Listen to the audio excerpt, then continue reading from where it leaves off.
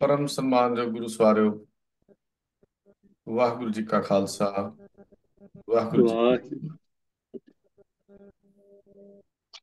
Sikh mission college Ludhiana ਵੱਲੋਂ SMC ਗੁਰਮਤਿ class USA ਵਿੱਚ ਆਪ ਸਾਰਿਆਂ ਨੂੰ ਜੀ ਆਇਆਂ। ਆਪ ਸਾਰਿਆਂ ਦਾ ਸਵਾਗਤ ਹੈ। ਅੱਜ ਦਾ ਸੈਸ਼ਨ ਸਵਾਲ ਜਵਾਬ ਦਾ ਹੈ। ਜਿਵੇਂ ਆਪ ਜਾਣਦੇ ਹੋ, ਹਰ ਸੋਮਵਾਰ ਆਪ ਜੀ ਵੱਲੋਂ ਭੇਜੇ ਹੋਏ ਸਵਾਲਾਂ ਦੇ ਉੱਤਰ ਪੈਨਲ ਮੈਂਬਰ ਦਿੰਦੇ ਹਨ। ਇਸ ਸਵਾਲ ਜਵਾਬ ਸੈਸ਼ਨ ਦੀ ਸੇਵਾ ਵੀਰ ਜੀ ਰਾਜਾ ਸਿੰਘ ਜੀ ਕਰਦੇ ਹਨ। ਬੇਨਤੀ ਕਰਦਾ ਹਾਂ ਵੀਰ ਰਾਜਾ ਸਿੰਘ ਜੀ, ਕਿਰਪਾ ਕਰੋ ਜੀ, ਅੱਜ ਦਾ ਇਹ ਸੈਸ਼ਨ ਸ਼ੁਰੂ ਕਰੋ। ਵੀਰ ਰਾਜਾ ਸਿੰਘ ਜੀ, ਵਾਹਿਗੁਰੂ ਜੀ ਕਾ ਖਾਲਸਾ, ਵਾਹਿਗੁਰੂ ਜੀ ਕੀ ਫਤਿਹ। ਵਾਹਿਗੁਰੂ ਜੀ ਕੀ ਫਤਿਹ। ਇੱਕ ਓੰਕਾਰ ਸਤਨਾਮ ਕਰਤਾ ਪੁਰਖ ਨਿਰਭਉ ਨਿਰਭਉ ਹੈ ਨਿਰਵੈਰ ਹੁਕਮ ਅਕਾਲ ਮੂਰਤ ਮੂਰਤ ਅਜੂਨੀ ਅਜੂਨੀ ਸੈਭੰ ਸੈਭੰ ਗੁਰ ਪ੍ਰਸਾਦ। ਵਾਹਿਗੁਰੂ ਵਾਹਿਗੁਰੂ ਵਾਹਿਗੁਰੂ ਵਾਹਿਗੁਰੂ ਵਾਹਿਗੁਰੂ। ਵਾਹਿਗੁਰੂ ਜੀ ਕਾ ਖਾਲਸਾ, ਵਾਹਿਗੁਰੂ ਜੀ ਕੀ ਫਤਿਹ। ਸਾਰੀ ਸੰਗਤ ਦਾ ਅੱਜ ਦੇ ਪ੍ਰੋਗਰਾਮ ਵਿੱਚ ਸਵਾਗਤ ਹੈ ਜੀ। ਸੰਗਤ ਜੀ, ਅੱਜ ਜੈਸੇ ਆਪ ਜੀ ਨੂੰ ਪਤਾ ਹੈ ਸਵਾਲ ਜਵਾਬ ਦਾ ਸੈਸ਼ਨ, तो आप ਵੱਲੋਂ ਭੇਜੇ ਵੱਖ-ਵੱਖ ਵਿਸ਼ਿਆਂ ਤੇ ਸਵਾਲ ਪੈਨਲ ਜੋ ਮੈਂਬਰਾਂ ਨੇ ਪੈਨਲ ਦੇ, ਉਹਨਾਂ ਨਾਲ ਵਿਚਾਰ ਵਟਾਂਦਰਾ ਕਰਕੇ ਆਪ ਜੀ ਦੇ ਸਾਹਮਣੇ ਹਾਜ਼ਰ ਹਾਂ। तो जिस तरह हर वारी बेनती करी दी है बई जिथों तक सानू कोई ਲੱਭ ਸਕਦਾ ਉੱਤਰ ਅਸੀਂ ਲੱਭਣ ਦੀ ਕੋਸ਼ਿਸ਼ ਕਰੀ ਦੀ, ਪਰੰਤੂ ਇਹ ਦਾਵਾ ਨਹੀਂ ਹੈ ਕਿ ਉੱਤਰ ਇਹੀ ਠੀਕ ਹੈ। ਸੰਗਤ ਚੋਂ ਫੀਡਬੈਕ ਦੇਣੀ, ਉਹਨੂੰ ਕਰੈਕਟ ਕਰਨਾ, ਉਹ ਅਸੀਂ ਵੈਲਕਮ ਕਰਦੇ ਹਾਂ। ਤੋ ਆਸ ਕਰਦੇ ਹਾਂ ਕਿ ਜਿਸ ਤਰ੍ਹਾਂ ਹਰ ਹਫ਼ਤੇ ਅਸੀਂ ਪ੍ਰੋਗਰਾਮ ਰਲ ਮਿਲ ਕੇ ਚੱਲਦਾ, ਅੱਜ ਵੀ ਚੱਲੇਗਾ ਜੀ। ਪਰ ਸਭ ਤੋਂ ਪਹਿਲਾਂ ਮੈਂਬਰ ਜਿਹੜੇ ਮੈਂਬਰਾਂ ਨੇ ਉਹ ਆਪ ਜੀ ਨਾਲ ਫਤਿਹ ਦੀ ਸਾਂਝ ਕਰਨਗੇ। ਮੈਂ ਬੇਨਤੀ ਕਰ ਰਿਹਾ ਵੀਰ ਤੇਜਿੰਦਰ ਸਿੰਘ ਜੀ।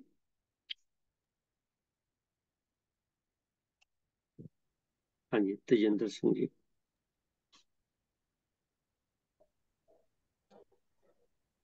ਵਾਹਿਗੁਰੂ ਜੀ ਕਾ ਖਾਲਸਾ, ਵਾਹਿਗੁਰੂ ਜੀ ਕੀ ਫਤਿਹ। ਵਾਹਿਗੁਰੂ ਜੀ ਕੀ ਫਤਿਹ। ਸਰਦਾਰ ਕਿਕਰ ਸਿੰਘ ਜੀ। ਹਾਂਜੀ, ਵਾਹਿਗੁਰੂ ਜੀ ਕਾ ਖਾਲਸਾ, ਵਾਹਿਗੁਰੂ ਜੀ ਕੀ ਫਤਿਹ ਜੀ। ਵਾਹਿਗੁਰੂ ਜੀ ਕੀ ਫਤਿਹ। ਡਾਕਟਰ ਤੇਜਿੰਦਰ ਸਿੰਘ ਜੀ। ਵਾਹਿਗੁਰੂ ਜੀ ਕਾ ਖਾਲਸਾ, ਵਾਹਿਗੁਰੂ ਜੀ ਕੀ ਫਤਿਹ। ਵਾਹਿਗੁਰੂ ਜੀ ਕੀ ਫਤਿਹ। ਸਰਦਾਰ ਜਗੀਰ ਸਿੰਘ ਜੀ। ਵਾਹਿਗੁਰੂ ਜੀ ਕਾ ਖਾਲਸਾ, ਵਾਹਿਗੁਰੂ ਜੀ ਕੀ ਵਾਹਿਗੁਰੂ। ਫਤਿਹ। ਸਰਦਾਰ ਇੰਦਰਬੀਰ ਸਿੰਘ ਜੀ। ਵਾਹਿਗੁਰੂ ਜੀ ਕਾ ਖਾਲਸਾ, ਵਾਹਿਗੁਰੂ ਜੀ ਕੀ ਵਾਹਿਗੁਰੂ ਜੀ ਫਤਿਹ। ਕੀ ਫਤਿਹ। ਸਰਦਾਰ ਐਮਪੀ ਸਿੰਘ ਜੀ। ਵਾਹਿਗੁਰੂ ਜੀ ਕਾ ਖਾਲਸਾ, ਵਾਹਿਗੁਰੂ ਜੀ ਵਾਹਿਗੁਰੂ ਕੀ ਜੀ ਕੀ ਫਤਿਹ। ਫਤਿਹ। ਦੋ ਮੈਂਬਰ ਸ਼ਾਇਦ ਬਾਅਦ ਵਿੱਚ ਜੁਆਇਨ ਕਰਨਗੇ ਜੀ। ਤੋ ਹਰਜੀਤ ਸਿੰਘ ਜੀ ਵੀ ਆਪ ਵਿੱਚ ਹਾਜ਼ਰ ਨੇ। ਤੋ ਆਓ ਸੰਗਤ ਜੀ, ਆਪਾਂ ਸਵਾਲਾਂ ਵੱਲ ਚੱਲਦੇ। ਜਿਸ ਤਰ੍ਹਾਂ ਬੇਨਤੀ ਕੀਤੀ ਹੈ ਕਿ ਵੱਖ-ਵੱਖ ਵਿਸ਼ਿਆਂ ਤੇ ਆਪਣੇ ਸਵਾਲ ਭੇਜੇ ਨੇ, ਤੋ ਸਭ ਤੋਂ ਪਹਿਲਾ ਜਿਹੜਾ ਸਵਾਲ ਅਸੀਂ ਲੈ ਰਹੇ ਹਾਂ ਉਹ ਸਰਦਾਰ ਜਲਵੰਤ ਸਿੰਘ ਜੀ ਨੇ ਪੁੱਛਿਆ ਕਿ ਮੂਲ ਨਾਨਕਸ਼ਾਹੀ ਜੋ ਕੈਲੰਡਰ ਹੈ ਉਹਦੇ ਮੁਤਾਬਕ ਗੁਰੂ ਗੋਬਿੰਦ ਸਿੰਘ ਮਹਾਰਾਜ ਸੱਚੇ ਪਾਤਸ਼ਾਹ ਦਾ ਤੇ ਜੋ ਪ੍ਰਕਾਸ਼ ਉਹਦੇ ਨਾਲ ਸੰਬੰਧਿਤ ਹੈ ਕਿ 5 ਜਨਵਰੀ ਨੂੰ 23 ਪੋਹ ਹੈ। ਪਰੰਤੂ ਜਿਹੜਾ ਕੈਲੰਡਰ ਸ਼੍ਰੋਮਣੀ ਗੁਰਦੁਆਰਾ ਪ੍ਰਬੰਧਕ ਕਮੇਟੀ ਜਿਹਨੂੰ ਬਿਕਰਮੀ ਦੇ ਆਧਾਰ ਤੇ ਬਣਾਉਂਦੇ ਨੇ, ਉਹ 5 ਜਨਵਰੀ ਨੂੰ 21 ਪੋਹ ਲਿਖਦੇ ਨੇ। ਤੇ ਸਵਾਲ ਇਹ ਹੈ ਕਿ 2 ਦਿਨਾਂ ਦਾ ਫਰਕ ਕਿਉਂ? ਬੇਨਤੀ ਕਰ ਰਿਹਾ ਵੀਰਿੰਦਰਬੀਰ ਸਿੰਘ ਜੀ, ਇਹਦੇ ਬਾਰੇ ਸਾਨੂੰ ਚਾਨਣਾ ਪਾਓ ਜੀ, ਵੀ 2 ਦਿਨ ਦਾ ਫਰਕ ਕਿਵੇਂ ਪੈ ਗਿਆ।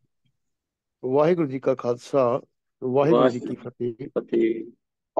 ਜਿਸ ਤਰ੍ਹਾਂ ਵੀ ਰਾਜਾ ਸਿੰਘ ਜੀ ਨੇ ਅੱਜ ਦਾ ਸਵਾਲ ਆਪ ਜੀ ਦੇ ਸਾਹਮਣੇ ਕਲੀਅਰ ਕੀਤਾ ਹੈ, ਤੇ ਸੰਗਤ ਜੀ, ਜਿਹੜਾ ਸ਼੍ਰੋਮਣੀ ਕਮੇਟੀ ਵੱਲੋਂ ਕੈਲੰਡਰ ਜਿਹੜਾ ਅੱਜ ਪ੍ਰਚਲਿਤ ਹੈ ਉਹਦਾ ਨਾਮ ਵੀ ਨਾਨਕਸ਼ਾਹੀ ਹੈ। ਤੇ ਮੂਲ ਨਾਨਕਸ਼ਾਹੀ ਕੈਲੰਡਰ ਤੇ 2003 ਵਿੱਚ ਬਣਿਆ ਸੀ, ਉਹ ਤੇ ਹੈ ਹੀ ਮੂਲ ਨਾਨਕਸ਼ਾਹੀ। ਤੇ ਐਕਚੁਅਲੀ ਇਹ ਦੋ ਵੱਖਰੇ ਵੱਖਰੇ ਮੁੱਦਿਆਂ ਤੇ ਬੇਸਡ ਕੈਲੰਡਰ ਬਣ ਚੁੱਕੇ ਨੇ, ਜਿਸ ਕਾਰਨ ਇਹ ਜਿਹੜੀਆਂ ਤਰੀਖਾਂ ਆਪ ਜੀ ਨੇ ਦੋ ਸ਼ਰਨ ਕੀਤੀਆਂ ਨੇ ਗੁਰੂ ਗੋਬਿੰਦ ਸਿੰਘ ਜੀ ਮਹਾਰਾਜ ਦੇ ਪ੍ਰਕਾਸ਼ ਆਗਮਨ ਪੁਰਬ ਦੇ ਬਾਰੇ, ਕਿ ਇੱਕ ਵਿੱਚ ਜਿਵੇਂ ਨਾਨਕਸ਼ਾਹੀ ਮੂਲ ਨਾਨਕਸ਼ਾਹੀ ਵਿੱਚ 5 ਜਨਵਰੀ ਮੁਤਾਬਕ 23 ਪੋਹ ਹੈ, ਤੇ SGPC ਦੇ ਮੁਤਾਬਕ 5 ਜਨਵਰੀ 21 ਪੋਹ ਆ ਰਿਹਾ ਇਸ ਸਾਲ 2024। तो संगत जी मूल नानकशाही कैलेंडर ਜਿਹੜਾ ਹੈ ਇਸ ਦੀ जो लंबाई है वो 365.2425 दिन है, जो कि ਰੁੱਤੀ ਸਾਲ ਭਾਵ ਟ੍ਰਾਪੀਕਲ ਸਾਲ ਦੇ ਦਿਨਾਂ ਦੇ ਬਹੁਤ ਨੇੜੇ ਹੈ ਅਤੇ ਇੱਕ ਸੂਰਜੀ ਕੈਲੰਡਰ ਹੈ। ਇਸ ਦੇ ਮਹੀਨਿਆਂ ਦੇ ਆਰੰਭ ਅਤੇ ਦਿਨਾਂ ਦੀ ਗਿਣਤੀ ਸਦਾ ਵਾਸਤੇ ਹੀ ਪੱਕੇ ਹਨ, ਜਿਨ੍ਹਾਂ ਦਾ ਸੂਰਜ ਦੇ ਰਾਸ਼ੀ ਪ੍ਰਵੇਸ਼ ਨਾਲ ਕੋਈ ਸੰਬੰਧ ਨਹੀਂ। ਤੇ ਨਾਨਕਸ਼ਾਹੀ ਕੈਲੰਡਰ ਦੇ ਜਿਹੜੇ ਦਿਨ ਦਾ ਆਰੰਭ ਹੈ ਰਾਤ 12 ਵਜੇ ਹੁੰਦਾ ਹੈ। ਸੋ ਨਾਨਕਸ਼ਾਹੀ ਕੈਲੰਡਰ ਮੁਤਾਬਕ 23 ਪੋ ਹਰ ਸਾਲ ਭਾਵ ਲਗਾਤਾਰ ਜਿਹੜਾ ਹੈ ਇਹ 5 ਜਨਵਰੀ ਨੂੰ ਹੀ ਹੋਵੇਗਾ ਤੇ 5 ਜਨਵਰੀ ਨੂੰ ਹੀ ਅਸੀਂ ਗੁਰੂ ਗੋਬਿੰਦ ਸਿੰਘ ਜੀ ਮਹਾਰਾਜ ਦਾ ਆਗਮਨ ਭਾਵ ਪ੍ਰਕਾਸ਼ ਦਿਵਸ ਜਿਹੜਾ ਹੈ ਉਹ ਮਨਾ ਰਹੇ ਹਾਂ ਇਸ ਕੈਲੰਡਰ ਦੇ ਮੁਤਾਬਕ। ਇਸੇ ਤਰ੍ਹਾਂ ਦੀ ਹੋਰ ਵੀ ਤਰੀਕਾਂ ਜਿਹੜੀਆਂ ਨੇ ਤਕਰੀਬਨ ਸਾਰੀਆਂ ਹੀ ਜਿਹੜੇ ਸਾਡੇ ਗੁਰਪੁਰਬਾਂ ਨਾਲ ਜਾਂ ਇਤਿਹਾਸਕ ਦਿਹਾੜਿਆਂ ਦੇ ਨਾਲ ਸੰਬੰਧਿਤ ਹਨ, ਜਿਵੇਂ ਖਾਲਸੇ ਦਾ ਸਾਜਨਾ ਦਿਵਸ ਹਰ ਸਾਲ 14 ਅਪ੍ਰੈਲ ਭਾਵ ਪਹਿਲੀ ਵਿਸਾਖ ਨੂੰ ਹੀ ਆਉਂਦਾ ਹੈ ਤੇ ਵਗੈਰਾ ਹੋਰ ਸਾਰੀਆਂ ਜਿਹੜੀਆਂ ਤਰੀਕਾਂ ਨੇ ਉਹ ਸਾਰੀਆਂ ਨਾਨਕਸ਼ਾਹੀ ਕੈਲੰਡਰ ਮੂਲ ਨਾਨਕਸ਼ਾਹੀ ਕੈਲੰਡਰ ਦੇ ਮੁਤਾਬਕ ਇੱਕ ਸਨ। ਤੇ ਇਸੇ ਮੂਲ ਨਾਨਕਸ਼ਾਹੀ ਕੈਲੰਡਰ ਨੂੰ ਇਨ ਬਿਨ ਰੂਪ ਵਿੱਚ ਸਾਲ 2003 ਵਿੱਚ ਸ਼੍ਰੋਮਣੀ ਗੁਰਦੁਆਰਾ ਪ੍ਰਬੰਧਕ ਕਮੇਟੀ ਵੱਲੋਂ ਲਾਗੂ ਕੀਤਾ ਗਿਆ, ਪਰੰਤੂ ਸਾਲ 2010 ਵਿੱਚ ਸ਼੍ਰੋਮਣੀ ਗੁਰਦੁਆਰਾ ਪ੍ਰਬੰਧਕ ਕਮੇਟੀ ਵੱਲੋਂ ਇੱਕ ਨਵਾਂ ਕੈਲੰਡਰ ਜਿਹੜਾ ਉਹ ਜਾਰੀ ਕਰ ਦਿੱਤਾ ਗਿਆ ਤੇ ਇਸ ਦਾ ਨਾਮ ਵੀ ਨਾਨਕਸ਼ਾਹੀ ਕੈਲੰਡਰ ਰੱਖਿਆ ਗਿਆ। ਪਰ ਇਹ ਕੈਲੰਡਰ ਜਿਹੜਾ ਸੀ ਇਹ ਸੁਧੀ ਵਧੀ ਦੇ ਆਧਾਰਿਤ ਅਤੇ ਸੂਰਜੀ ਵਿਕਰਮੀ ਕੈਲੰਡਰ ਤੇ ਆਧਾਰਿਤ ਜਿਹੜੀਆਂ ਤਰੀਕਾਂ ਨੇ ਉਸ ਤੇ ਬਣਾਇਆ ਗਿਆ ਤੇ ਉਸ ਦੇ ਅਨੁਕੂਲ ਹੀ ਇਹਦੀਆਂ ਜਿਹੜੀਆਂ ਤਰੀਕਾਂ ਜਾਂ ਦਿਨ ਜਿਹੜੇ ਨੇ ਉਹ ਫਿਕਸ ਕੀਤੇ ਜਾਂਦੇ। ਤੇ ਪਹਿਲਾਂ ਜਦ 2010 ਵਿੱਚ ਤਬਦੀਲੀ ਕੀਤੀ ਗਈ ਉਸ ਵਿੱਚ ਤਾਂ ਕੁਝ ਕੁ ਤਰੀਕਾਂ ਵਿੱਚ ਹੀ ਇਹ ਜਿਹੜੀ ਗੁਰਪੁਰਬਾਂ ਦੀ ਡੇਟਾ ਜਿਹੜੀਆਂ ਤੇ ਚੇਂਜ ਕੀਤੀਆਂ ਗਈਆਂ ਸਨ, ਪਰ ਆਸਤਾ 2014 ਵਿੱਚ ਇਸ ਨੂੰ ਪੂਰੀ ਤਰ੍ਹਾਂ ਦੀ ਜਿਹੜਾ ਹੈ ਉਹ ਕਈ ਕਿਸਮ ਦਾ ਖਤਮ ਹੀ ਕਰਤਾ ਗਿਆ। ਸਾਰੇ ਗੁਰਪੁਰਬ ਤੇ ਇਤਿਹਾਸਕ ਦਿਹਾੜੇ ਜਿਹੜੇ ਹਨ ਉਹ ਤਕਰੀਬਨ ਵਿਕਰਮੀ ਕੈਲੰਡਰ ਦੇ ਰਾਹੀਂ ਹੀ ਹੁਣ ਸ਼ੁਰੂ ਕਰ ਦਿੱਤੇ ਗਏ ਹਨ। ਤੇ ਅੱਜ ਵੀ ਇਸ ਕੈਲੰਡਰ ਦੀ ਜਿਹੜੀ ਲੰਬਾਈ ਹੈ ਉਹ ਟ੍ਰਾਪੀਕਲ ਕੈਲੰਡਰ ਤੋਂ ਲਗਭਗ 20 ਮਿੰਟ ਵੱਧ ਹੈ। ਤੇ ਇਸ ਕੈਲੰਡਰ ਵਿੱਚ ਮਹੀਨੇ ਦਾ ਆਰੰਭ ਜਿਹੜਾ ਹੈ ਉਹ ਸੰਕਰਾਂਤ ਭਾਵ ਉਸ ਦਿਨ ਤੋਂ ਹੁੰਦਾ ਜਦੋਂ ਸੂਰਜ ਇੱਕ ਰਾਸ਼ੀ ਤੋਂ ਦੂਜੀ ਰਾਸ਼ੀ ਵਿੱਚ ਪ੍ਰਵੇਸ਼ ਕਰਦਾ ਹੈ, ਜਿਸ ਕਾਰਨ ਹਰ ਸਾਲ 3-4 ਸੰਗਰਾਂਦਾਂ ਅਤੇ ਮਹੀਨਿਆਂ ਦੇ ਦਿਨਾਂ ਦੀ ਗਿਣਤੀ ਬਦਲ ਜਾਂਦੀ ਭਾਵ ਅੱਗੇ ਪਿੱਛੇ ਹੋ ਜਾਂਦੀ। ਮਹੀਨੇ ਦਾ ਆਰੰਭ ਸੂਰਜ ਦੇ ਨਵੀਂ ਰਾਸ਼ੀ ਪ੍ਰਵੇਸ਼ ਨਾਲ ਨੱਥੀ ਹੋਣ ਕਾਰਨ ਇਤਿਹਾਸਕ ਦਿਹਾੜਿਆਂ ਦੀ ਤਰੀਕਾਂ ਵਿੱਚ ਵੀ 1-2 ਦਿਨ ਅਗੜ ਪਿਛੜ ਹੋ ਜਾਂਦੀਆਂ। ਗੁਰੂ ਨਾਨਕ ਸਾਹਿਬ ਸਮੇਂ ਜਿਹੜੀ 23 ਪੋ 22 ਗੁਰੂ ਨਾਨਕ ਕਾਲ ਖਿਮਾ ਕਰਨਾ ਜਿਹੜੀ ਦੇ ਕੈਲੰਡਰ ਸਮੇਂ ਜਿਹੜੀ ਮਿਤੀ 23 ਪੋ 22 ਦਸੰਬਰ ਨੂੰ ਸੀ ਉਹ ਫਿਰ 1966 ਦੇ ਵਿੱਚ ਇਸ ਕੈਲੰਡਰ ਦੇ ਵਿੱਚ ਇੱਕ ਤਬਦੀਲੀ ਕੀਤੀ ਗਈ ਸੋਧ ਕਰਕੇ, ਤੇ ਉਹ ਤਬਦੀਲੀ ਦੇ ਕਾਰਨ ਹੁਣ ਇਹ 23 ਪੋ ਜਿਹੜਾ ਹੈ 22 ਦਸੰਬਰ ਦਾ ਜਿਹੜਾ ਇਹ 6 ਜਾਂ 7 ਜਨਵਰੀ ਨੂੰ ਆ ਰਹੀ ਹੈ। ਅਤੇ ਐਸਾ ਹੀ 2 ਦਿਨਾਂ ਦਾ ਫਰਕ ਜਿਹੜਾ ਹੈ ਅੱਜ ਦੀ ਜਿਹੜੀ 23 ਪੋ ਭਾਵ 7 ਜਨਵਰੀ ਅਸੀਂ ਦੇਖਦੇ ਹਾਂ ਸ਼੍ਰੋਮਣੀ ਗੁਰਦੁਆਰਾ ਪ੍ਰਬੰਧਕ ਕਮੇਟੀ ਦੇ ਕੈਲੰਡਰ ਦੇ ਮੁਤਾਬਕ ਇਹ ਵੀ ਉਸੇ ਮੁਤਾਬਕ। ਤੇ ਇਸੇ ਕੈਲੰਡਰ ਦੇ ਮੁਤਾਬਕ ਹੋਰ ਦਿਹਾੜਿਆਂ ਵਿੱਚ ਜਿਵੇਂ ਅਸੀਂ ਦੇਖਦੇ ਹਾਂ ਕਦੀ ਖਾਲਸੇ ਦਾ ਸਾਜਨਾ ਦਿਵਸ ਵਿਸਾਖੀ ਕਦੀ 13 ਅਪ੍ਰੈਲ ਨੂੰ ਆਉਂਦਾ ਹੈ ਤੇ ਕਦੀ 14 ਅਪ੍ਰੈਲ ਨੂੰ ਆਉਂਦਾ ਹੈ। ਸੋ ਇਹ ਜਿਹੜੀਆਂ ਤਿਥਾਂ ਨੇ ਇਹ ਜਿਹੜੀਆਂ ਡੇਟਾਂ ਦੀ ਜਿਹੜੀ ਫਰਕ ਹੈ ਇਹ ਕੇਵਲ ਤੇ ਕੇਵਲ ਇਸ ਕਾਰਨ ਹੈ ਕਿ ਇਹ ਜਿਹੜਾ ਕੈਲੰਡਰ ਹੈ ਇਹ ਵਿਕਰਮੀ ਕੈਲੰਡਰ ਤੇ ਆਧਾਰਿਤ ਹੈ ਤੇ ਇਸ ਵਿੱਚ ਇਹ ਦਿਨ ਜਿਹੜੇ ਨੇ ਇਹ ਦੇਖੇ ਜਾ ਸਕਦੇ ਹਨ। ਸੋ ਸੰਗਤ ਜੀ ਕਿਤਨਾ ਹੀ ਚੰਗਾ ਹੋਏ ਜੇ ਆਉਣ ਵਾਲੀ ਪਨੀਰੀ ਭਾਵ ਆਪਣੇ ਛੋਟੇ ਬੱਚਿਆਂ ਨੂੰ ਇਹਨਾਂ ਤਰੀਕਾਂ ਦੇ ਘੁੰਮਣ ਘੇਰੀਆਂ ਤੋਂ ਦੂਰ ਰੱਖਣ ਲਈ ਇੱਕ ਨਵੇਕਲੀ ਜਿਹੜੀ ਸਾਨੂੰ ਕੈਲੰਡਰ ਦਿੱਤਾ ਗਿਆ ਸੀ ਮੂਲ ਨਾਨਕਸ਼ਾਹੀ ਕੈਲੰਡਰ ਉਸ ਨੂੰ ਮੁੜ ਕੌਮ ਦੇ ਹਵਾਲੇ ਕੀਤਾ ਜਾਵੇ ਤਾਂ ਜੋ ਕੌਮ ਦੇ ਇਹਨਾਂ ਦੇ ਜਿਹੜੀ ਤਿਥੀਆਂ ਦੇ ਜਿਹੜੇ ਡੇਟਾ ਨੇ ਇਹਨਾਂ ਦੇ ਝਗੜਿਆਂ ਤੋਂ ਆਉਣ ਵਾਲੀ ਪਨੀਰੀ ਨੂੰ ਜਦ ਅੱਜ ਸਾਰੀ ਅਸੀਂ ਦੇਖਦੇ ਹਾਂ ਕਿ ਹਰ ਇੱਕ ਦੇ ਜੇਬ ਵਿੱਚ ਅੱਜ ਕੈਲੰਡਰ ਹੁੰਦੇ ਨੇ ਮੋਬਾਈਲ ਰੂਪੀ ਸਾਰੇ, ਤੇ ਉਹ ਫੈਸਿਲਿਟੀਜ਼ ਹਨ ਜਦ ਸਾਰੀ ਮਤਲਬ ਵਰਲਡ ਇੱਕ ਹੈ ਗਲੋਬ ਇੱਕ ਹੈ ਤੇ ਕਿਉਂ ਨਾ ਸਾਡੀ ਕੌਮ ਦੇ ਜਿਹੜੀਆਂ ਤਰੀਕਾਂ ਨੇ ਇੱਕ ਵੱਖਰੇ ਕੈਲੰਡਰ ਦੇ ਮੁਤਾਬਿਕ ਇੱਕ ਹੋ ਜਾਣ ਤਾਂ ਕਿ ਕੋਈ ਭੰਬੜ ਭੂਸਾ ਜਿਹੜਾ ਉਹ ਕੌਮ ਦੇ ਵਿੱਚ ਨਾ ਰਵੇ। ਸੋ ਇਤਨੀ ਹੀ ਬਚਨ ਪ੍ਰਵਾਨ ਕਰਨੇ ਜੀ। ਵਾਹਿਗੁਰੂ ਜੀ ਕਾ ਖਾਲਸਾ ਵਾਹਿਗੁਰੂ ਜੀ ਕੀ ਫਤਿਹ। ਵਾਹਿਗੁਰੂ ਜੀ ਕੀ ਫਤਿਹ। ਤੋ ਵੀਰ ਜੀ ਨੇ ਜਿਸ ਤਰ੍ਹਾਂ ਦੱਸਿਆ ਵੀ ਇਹ ਭੰਬਲ ਭੂਸੇ ਨਾ ਲੈਣ। ਸੰਗਤ ਜੀ ਮੈਂ ਬੇਨਤੀ ਕਰਦੇ ਹਾਂ ਇਹਦੇ 'ਚ ਕੋਈ ਟੈਕਨੀਕਲ ਗੱਲ ਨਹੀਂ ਹੈ, ਕੋਈ ਔਖੀ ਗੱਲ ਨਹੀਂ। ਨਾਨਕਸ਼ਾਹੀ ਕੈਲੰਡਰ ਪੁਰੇਵਾਲ ਜੀ ਨੇ 13-14 ਸਾਲ ਦੀ ਮਿਹਨਤ ਨਾਲ ਬਣਾਇਆ ਔਰ ਸਾਡੇ ਕੋਲ ਹੈ ਤੇ ਉਹਨੂੰ ਲਾਗੂ ਕਰਕੇ ਵੀ ਵਿਦਡਰਾ ਕਰ ਲਿਆ ਗਿਆ। ਇਹ ਤੋਂ ਕੀ ਸਪਸ਼ਟ ਹੈ ਕਿ ਸਿਰਫ ਇਹ ਮੈਨੂੰ ਖਿਮਾ ਕਰਨਾ ਵੀ ਜਿਹੜੀ ਸਾਡੀ ਸਿੱਖ ਪੰਥ ਵਿੱਚ ਧੜੇਬੰਦੀ ਹੈ ਤੇ ਉਹਦੇ 'ਚ ਹੈ ਮੈਂ ਨਾ ਮਾਨੂੰ। ਤੋ ਉਹਦੇ ਤੋਂ ਵੱਧ ਕੁਝ ਨਹੀਂ ਹੈ। ਹਾਲਾਂਕਿ ਇਹ 'ਚ ਕੋਈ ਔਖਿਆਈ ਨਹੀਂ ਹੈ, ਅੱਜ ਵੀ ਲਾਗੂ ਕਰਨਾ ਚਾਹੇ ਤੇ ਸਾਰੀ ਕੌਮ 'ਚ ਲਾਗੂ ਹੋ ਸਕਦਾ। ਹਾਲਾਂਕਿ ਬਹੁਤ ਸਾਰਾ ਹਿੱਸਾ ਜਿਹੜਾ ਹੈ ਸਾਡੀ ਕੌਮ ਦਾ, ਉਹ ਇਸੇ ਮੂਲ ਨਾਨਕਸ਼ਾਹੀ ਕੈਲੰਡਰ ਮੁਤਾਬਕ ਹੀ ਜਿਹੜੇ ਗੁਰਪੁਰਬ ਮਨਾਉਂਦੇ ਨੇ। ਬਹੁਤ ਸਾਰੇ ਮਤਲਬ ਵੀ ਦੇਸ਼ਾਂ ਵਿਦੇਸ਼ਾਂ 'ਚ ਆਪਾਂ ਦੇਖਦੇ ਹਾਂ ਕਿ ਕਾਫੀ ਗੁਰਦੁਆਰਿਆਂ ਦੇ ਵਿੱਚ ਉਹ ਹੈ। ਪਰ ਇਹ ਦੋ ਕਿਉਂ ਹੋਣ, ਇਹ ਸਾਡੇ ਆਪਣੇ ਆਪ ਲਈ ਇੱਕ ਸ਼ਰਮਸਾਰ ਗੱਲ ਹੈ। ਪਰ ਸਤਿਗੁਰੂ ਅੱਗੇ ਅਰਦਾਸ ਹੈ, ਕਦ ਉਹ ਦਿਨ ਆਏਗਾ ਵੀ ਸਵੇਰੇ ਸਾਰਾ ਸਿੱਖ ਪੰਥ ਇੱਕ ਨਿਦਾਨ, ਇੱਕ ਨਿਸ਼ਾਨ, ਇੱਕ ਵਿਧਾਨ ਉਹਦੇ ਹੇਠ ਇਕੱਠਾ ਹੋਏਗਾ। ਸਤਿਗੁਰੂ ਕਿਰਪਾ ਕਰਨ ਜਲਦੀ ਆਵੇ। ਧੰਨਵਾਦ ਵੀਰ ਇੰਦਰਬੀਰ ਸਿੰਘ ਜੀ। ਤੋ ਸੰਗਤ ਜੀ, ਭੈਣ ਨਰਿੰਦਰ ਕੌਰ ਜੀ ਨੇ ਪੁੱਛਿਆ ਸੀ ਕਿ ਕਿਤੇ ਤੇ ਆਪਾਂ ਕਹਿੰਦੇ ਮਾਤਾ ਗੁਜਰੀ ਜੀ, ਕਿਤੇ ਮਾਤਾ ਗੁਜਰ ਕੌਰ। ਤੋ ਉਹਨਾਂ ਨੇ ਪੁੱਛਿਆ ਸੀ ਵੀ ਸਹੀ ਨਾਂ ਕੀ ਹੈ, ਗੁਜਰੀ ਜੀ ਜਾਂ ਗੁਜਰ ਕੌਰ। ਤੋ ਭੈਣ ਜੀ, ਮੈਂ ਬੇਨਤੀ ਕਰਦੇ ਹਾਂ ਕਿ ਇੱਕ ਜਿਹੜਾ ਰਿਵਾਜ ਸਾਡੇ ਮੈਂ ਪਾਰਟਿਕੂਲਰਲੀ ਕਹਾਂਗਾ ਸਾਡੀ ਹਿੰਦੁਸਤਾਨੀ ਸਭਿਅਤਾ ਚੱਲਦਾ ਹੈ, ਉਹਨਾਂ 'ਚ ਆਮ ਤੌਰ ਤੇ ਨਾਮ ਜਾਂ ਤਾਂ ਬਦਲੇ ਜਾਂਦੇ ਸਨ ਜਿਸ ਵੇਲੇ ਬੱਚੀ ਦੀ ਸ਼ਾਦੀ ਹੁੰਦੀ ਸੀ, ਜਾਂ ਕੁਝ ਹੋਰ ਕਾਰਨਾਂ ਕਰਕੇ। ਪਰੰਤੂ ਇੱਥੇ ਇਹ ਹੈ ਕਿ ਲੱਗਦਾ ਹੈ ਕਿ ਪਹਿਲਾ ਨਾਮ ਮਾਤਾ ਗੁਜਰੀ ਜੀ ਹੋਏਗਾ। ਪਰੰਤੂ ਜਿਸ ਵੇਲੇ ਖੰਡੇ ਬਾਟੇ ਦੀ ਪਹੁਲ ਜਿਹੜੀ ਹੈ ਛਕਾਈ ਗਈ, ਤਾਂ ਉਸ ਵੇਲੇ ਜ਼ਰੂਰੀ ਗੱਲ ਹੈ ਵੀ ਜਿਹੜਾ ਗੁਰੂ ਪਰਿਵਾਰ ਹੈ ਉਹ ਤੇ ਸਾਰੇ ਮਤਲਬ ਉਹਨੇ ਖੰਡੇ ਬਾਟੇ ਦੀ ਪਹੁਲ ਆਪਾਂ ਇਹ ਨਹੀਂ ਸੋਚ ਸਕਦੇ ਵੀ ਛਕੀ ਹੋਏਗੀ ਨਹੀਂ ਛਕੀ ਹੋਏਗੀ, ਜ਼ਰੂਰੀ ਹੈ। ਤਾਂ ਇਹ ਹੈ ਕਿ ਪਹੁਲ ਲੈਣ ਤੋਂ ਬਾਅਦ ਨਾਮ ਜ਼ਰੂਰੀ ਗੱਲ ਹੈ। ਔਰ ਕਲਗੀਧਰ ਪਾਤਸ਼ਾਹ ਨੇ ਹੁਕਮ ਵੀ ਕੀਤਾ ਸੀ ਕਿ ਹਰ ਸਿੱਖ ਜਿਹੜਾ ਹੈ, ਉਹ ਜਿਹੜਾ ਸਿੰਘ ਹੈ ਉਹਦੇ ਨਾਮ ਨਾਲ ਸਿੰਘ, ਮੇਲ ਨਾਲ ਔਰ ਫੀਮੇਲ ਦੇ ਨਾਲ ਕੌਰ ਜ਼ਰੂਰ ਲੱਗੇਗਾ। ਇਹ ਸਾਡਾ ਮਾਣ ਹੈ, ਇਹ ਸਾਡੇ ਆਪਾਂ ਕਹਾਂਗੇ ਯੂਨੀਫਾਰਮਿਟੀ ਹੈ। ਤੋ ਇਸ ਕਰਕੇ ਨਾਮ ਮਾਤਾ ਗੁਜਰ ਕੌਰ ਜੀ ਹੈ। ਤੇ ਮੇਰਾ ਖਿਆਲ ਹੈ ਵੀ ਮਾਤਾ ਗੁਜਰ ਕੌਰ ਜੀ ਜਿਹੜਾ ਨਾਮ ਹੈ ਉਹ ਹੀ ਹੁਣ ਸਾਨੂੰ ਕਹਿਣਾ ਚਾਹੀਦਾ। ਤੋ ਫਿਰ ਵੀ ਸੰਗਤ ਦੀ ਆਪਣੀ ਜਿਸ ਤਰ੍ਹਾਂ ਖਿਆਲ ਹੋਏਗਾ, ਕੋਈ ਹੋਰ ਵੀ ਇਹਦੇ ਬਾਰੇ ਸਾਨੂੰ ਸੁਝਾਅ ਦੇ ਸਕਦਾ। ਤੋ ਸੰਗਤ ਜੀ, ਆਪਾਂ ਅਗਲੇ ਸਵਾਲ ਨਾਲ ਚੱਲੀਏ। ਅਗਲਾ ਸਵਾਲ ਗੁਰਬਾਣੀ ਨਾਲ ਰਿਲੇਟਡ ਹੈ। ਗੁਰਬਾਣੀ ਦੀ ਇੱਕ ਤੁਕ ਹੈ ਜੀ, ਮੈਂ ਬੋਲਣ ਲੱਗਾ। ਜੇ ਕਿਸੇ ਕਹਿ ਦਿਸ ਆਵੈ ਤਾਂ ਕੋਈ ਕਹਿ ਮੰਗ ਲੈ, ਅੱਕਾ ਕੋਈ ਕਹਿ ਦਵਾਏ, ਇਹ ਹਰ ਤਨ ਜੋਰ ਕੀਤਾ ਕਿਸੇ ਨਾਲ ਨਾ ਜਾਏ ਵੰਡਾਇਆ। ਤੋ ਜਿਹੜਾ ਸਵਾਲ ਕਰਤਾ ਹੈ ਉਹਨੇ ਪੁੱਛਿਆ ਵੀ ਇਹ ਜਿਹੜਾ ਸ਼ਬਦ ਵਿੱਚ ਆਇਆ ਐੜਾ ਕੱਕੇ ਨੂੰ ਦੁਲਾਂ ਅੱਕਾ, ਅੱਕੇ ਦਾ ਕੀ ਅਰਥ ਹੈ। ਬੇਨਤੀ ਹੈ ਵੀਰ ਕਿੱਕਰ ਸਿੰਘ ਜੀ, ਸਾਨੂੰ ਇਸ ਤੁਕ ਦੇ ਅਰਥ ਵੀ ਦੱਸ ਦਿਓ ਤੇ ਪਾਰਟਿਕੂਲਰ ਇਹ ਜਿਹੜਾ ਸ਼ਬਦ ਹੈ ਐੜਾ ਕੱਕੇ ਨੂੰ ਦੁਲਾਵਾਂ ਅੱਕੇ ਦੇ ਕੀ ਅਰਥ ਨੇ, ਕਿਰਪਾ ਕਰੋ ਜੀ। ਹਾਂਜੀ ਵੀਰ ਜੀ, ਵਾਹਿਗੁਰੂ ਜੀ ਕਾ ਖਾਲਸਾ, ਖਾਲਸਾ ਵਾਹਿਗੁਰੂ ਜੀ ਕੀ ਫਤਿਹ ਜੀ। ਇਹ ਜੋ ਗੁਰਬਾਣੀ ਦੇ ਅਰਥ ਭਾਵਾਂ ਨਾਲ ਸੰਬੰਧਿਤ ਹੈ ਤੇ ਇਹ ਵਾਰ ਦੇ ਵਿੱਚੋਂ ਪੰਕਤੀ ਲਈ ਗਈ ਹੈ। ਬਿਲਾਵਲ ਕੀ ਵਾਰ ਮਹਿਲਾ ਚੌਥਾ ਦੀ ਬਾਣੀ ਹੈ। ਆਮ ਤੌਰ ਤੇ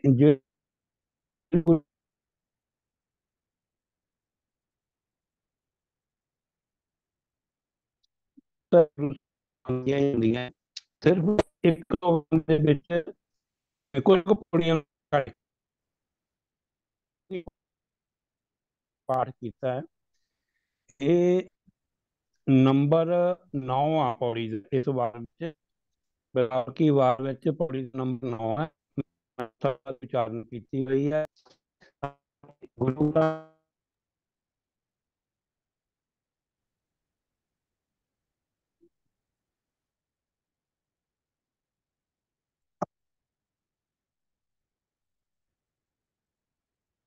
ਵਾਹਿਗੁਰੂ ਜੀ ਕਾ ਖਾਲਸਾ, ਵਾਹਿਗੁਰੂ ਜੀ ਕੀ ਫਤਿਹ। ਹਾਂਜੀ, ਇਹ ਜੋ ਸਵਾਲ ਆਇਆ ਹੈ ਗੁਰਬਾਣੀ ਦੇ ਅਰਥ ਭਾਵਾਂ ਨਾਲ ਸੰਬੰਧਿਤ ਹੈ। ਜਿਹੜੀ ਬਾਣੀ ਦੇ ਵਿੱਚੋਂ ਲਿਆ ਗਿਆ, ਬਾਣੀ ਦਾ ਸਿਰਲੇਖ ਹੈ ਬਿਲਾਵਲ ਕੀ ਵਾਰ ਮਹਿਲਾ ਚੌਥਾ। ਆਮ ਤੌਰ ਤੇ ਜਿਹੜੇ ਗੁਰੂ ਸਾਹਿਬਾਨ ਦੀ ਵਾਰ ਲਿਖੀ ਹੁੰਦੀ ਹੈ, ਸਾਰੀਆਂ ਪੌੜੀਆਂ ਵੀ ਉਸੇ ਗੁਰੂ ਦੀਆਂ ਹੀ ਉਚਾਰਨ ਕੀਤੀਆਂ ਹੁੰਦੀਆਂ ਹਨ, ਸਿਵਾਏ ਇੱਕ ਦੋ ਵਾਰਾਂ ਦੇ, ਤੇ ਉਹਦੇ ਵਿੱਚ ਵੀ ਕੁਝ ਕੁ ਪੌੜੀਆਂ ਤੋਂ ਬਿਨਾਂ। ਤੇ ਇਹ ਜਿਹੜੀ ਪੌੜੀ ਵਿਚਾਰ ਅਧੀਨ ਹੈ, ਪੌੜੀ ਨੰਬਰ 9 ਹੈ ਜੀ, ਗੁਰੂ ਰਾਮਦਾਸ ਜੀ ਦੀ ਉਚਾਰਨ ਕੀਤੀ ਹੋਈ ਹੈ ਅਤੇ ਗੁਰੂ ਗ੍ਰੰਥ ਸਾਹਿਬ ਜੀ ਦੇ ਪੰਨਾ ਨੰਬਰ 853 ਤੇ ਦਰਜ ਹੈ। ਇਸ ਪੌੜੀ ਦੀਆਂ ਪੰਕਤੀਆਂ ਕਾਫੀ ਲੰਬੀਆਂ ਹਨ ਅਤੇ ਅਰਧ ਵਿਸ਼ਰਾਮ ਵੀ ਕਈ ਥਾਈਂ ਲੱਗਦੇ ਹਨ। ਸੋ ਜਿਵੇਂ ਕਿ ਹੁਣ ਡਿਸਪਲੇ ਹੋ ਰਿਹਾ ਪਾਠ, ਤੇ ਇਸ ਪੌੜੀ ਦਾ ਪਾਠ ਇਸ ਤਰ੍ਹਾਂ ਹੈ। ਹਰ ਧਨ ਰਤਨ ਜਵੇਹਰੀ सो गुर हर धन हर पासों दिवाया, जे किसै के दिस आवै तां कोई के मंग लए, आकै कोई के दिवाए। ਇਹ ਹਰ ਧਨ ਜੋਰ ਕੀਤਾ ਕਿਸੇ ਨਾਲ ਨਾ ਜਾਏ ਵੰਡਾਇਆ, ਜਿਸ ਨੂੰ ਸਤਿਗੁਰ ਨਾਲ ਹਰ ਸ਼ਰਧਾ ਲਾਏ, ਤਿਸ ਹਰ ਧਨ ਕੀ ਤਿਸ ਹਰ ਧਨ ਕੀ ਵੰਡ ਹੱਥ ਆਵੈ, जिस ਨੂੰ करता धुर लिख पाया।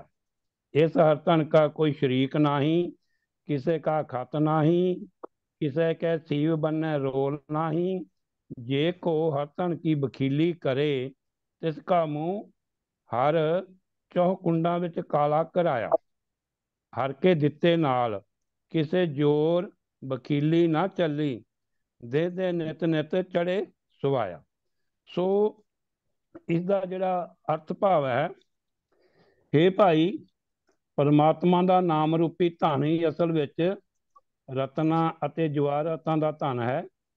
सो गुर हर धन हर पासों दिवाया।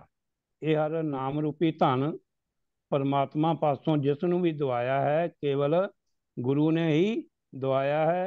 भाव ये नाम रूपी धन गुरु द्वारा ही मिलता है। जे किसे के दिस आवे, जे किसे मनुख नूं किसे कोल कुछ दिस भी पैंदा है तां कोई के मंग ले, तां उस पासों कोई कुछ मंग भी लैंदा है। हुण जिहड़ा विचार अधीन अकै कोई के दवाए, ते इहदा अर्थ है जी जां कोई कुछ दवा देवे। सो इत्थे तीन गल्लां गुरु साहब ने रिपीट कीतियां। जे किसी कोले किसी नूं कुछ नज़र आवे, जे कोई कुछ दवा देवे, जां कोई किसी तो कुछ मंग लवे, उतों तक तो है ठीक, जां कोई कुछ दवा देवे वो तो ठीक है। लेकिन ये हर धन जोर कीता, ये जिहड़ा परमात्मा का नाम रूपी धन है, जोर कीता, जोर कीतिया भाव जोर नाल किसे नाल ना जाए वंडाया। इस नूं धक्के नाल जोर नाल किसी तो वंडा के वंडाया नहीं जा सकता। सो जिहड़ा विचारधीन शब्द सी अकै, उहदा अर्थ है जी जां। ये शब्द भाई गुरदास दीआं वारां दे विच भी आया है, ते गुरबाणी दे विच एक होर रूप च भी आया, उत्ते कल्ला कक्के ते दो लावां नाल आया है। जिवें असीं आम ये शब्द पढ़ते हैं, करते की मित करता जाणै, कह जाणै गुर सूर। करते की मित भाव करते की वडियाई करता आप ही जानता है, जां गुरु सूरमा जानता है। लेकिन इत्थे ख्याल ये रखना है कि कक्के ते दो लावां कै नूं भुल के कदे भी के नहीं पढ़ना। इस तरह करने नाल अर्थ भाव बिल्कुल बदल जाता है। तो भाई गुरदास ने भी आला कक्के ते दो लावां ये शब्द दो बारी अपनी वारां च वरत्या, ਉਹਦੇ बारे भी सानू जानकारी होनी जरूरी है। वार नंबर 28 ਦੇ ਵਿੱਚ ਭਾਈ ਗੁਰਦਾਸ ਜੀ ਲੱਖ ਅਚਰਜ ਹੋਏ ਅਬਿਗਤ ਗਤ ਅਬਿਗਤ ਵਿੱਚ ਅੱਕੈ। ਅੱਕੈ ਤੋਂ ਭਾਵ ਅੱਕ ਜਾਂਦੇ ਹਨ ਜੀਵ परमात्मा की गति नूं जानन वास्ते। वो अबिगत है, उन्होंने जान नहीं सकते, फिर भी वो गत नूं जानन विच अक जाते हैं, थक जाते हैं, उकता जाते हैं, भाव उन्हां दे पल्ले कुछ नहीं पैंदा है। ते इत्थे अक है, अक जाते हैं। आपां आम ही कहने मैं इस गल तो अक गया। ते वार नंबर 35 दे विच फिर भाई गुरदास जी इस शब्द नूं आड़ा कक्के ते दो लावां वरतदे आ, लेकिन उत्थे भी उचारण आड़े उत्ते अध कलाके होना। अक्कै केरी खखड़ी कोई अंब ना आखे। ते जिहड़ी अक नूं लगी वो खखड़ी ओहदा फल हुंदा है। असीं ओहनूं कुकड़ी भी कह दिंदे आ, खखड़ी भी कह दिंदे आ, ते अक दा फल भी हुंदा है। ओहनूं कोई अंब नहीं आखदा है। लेकिन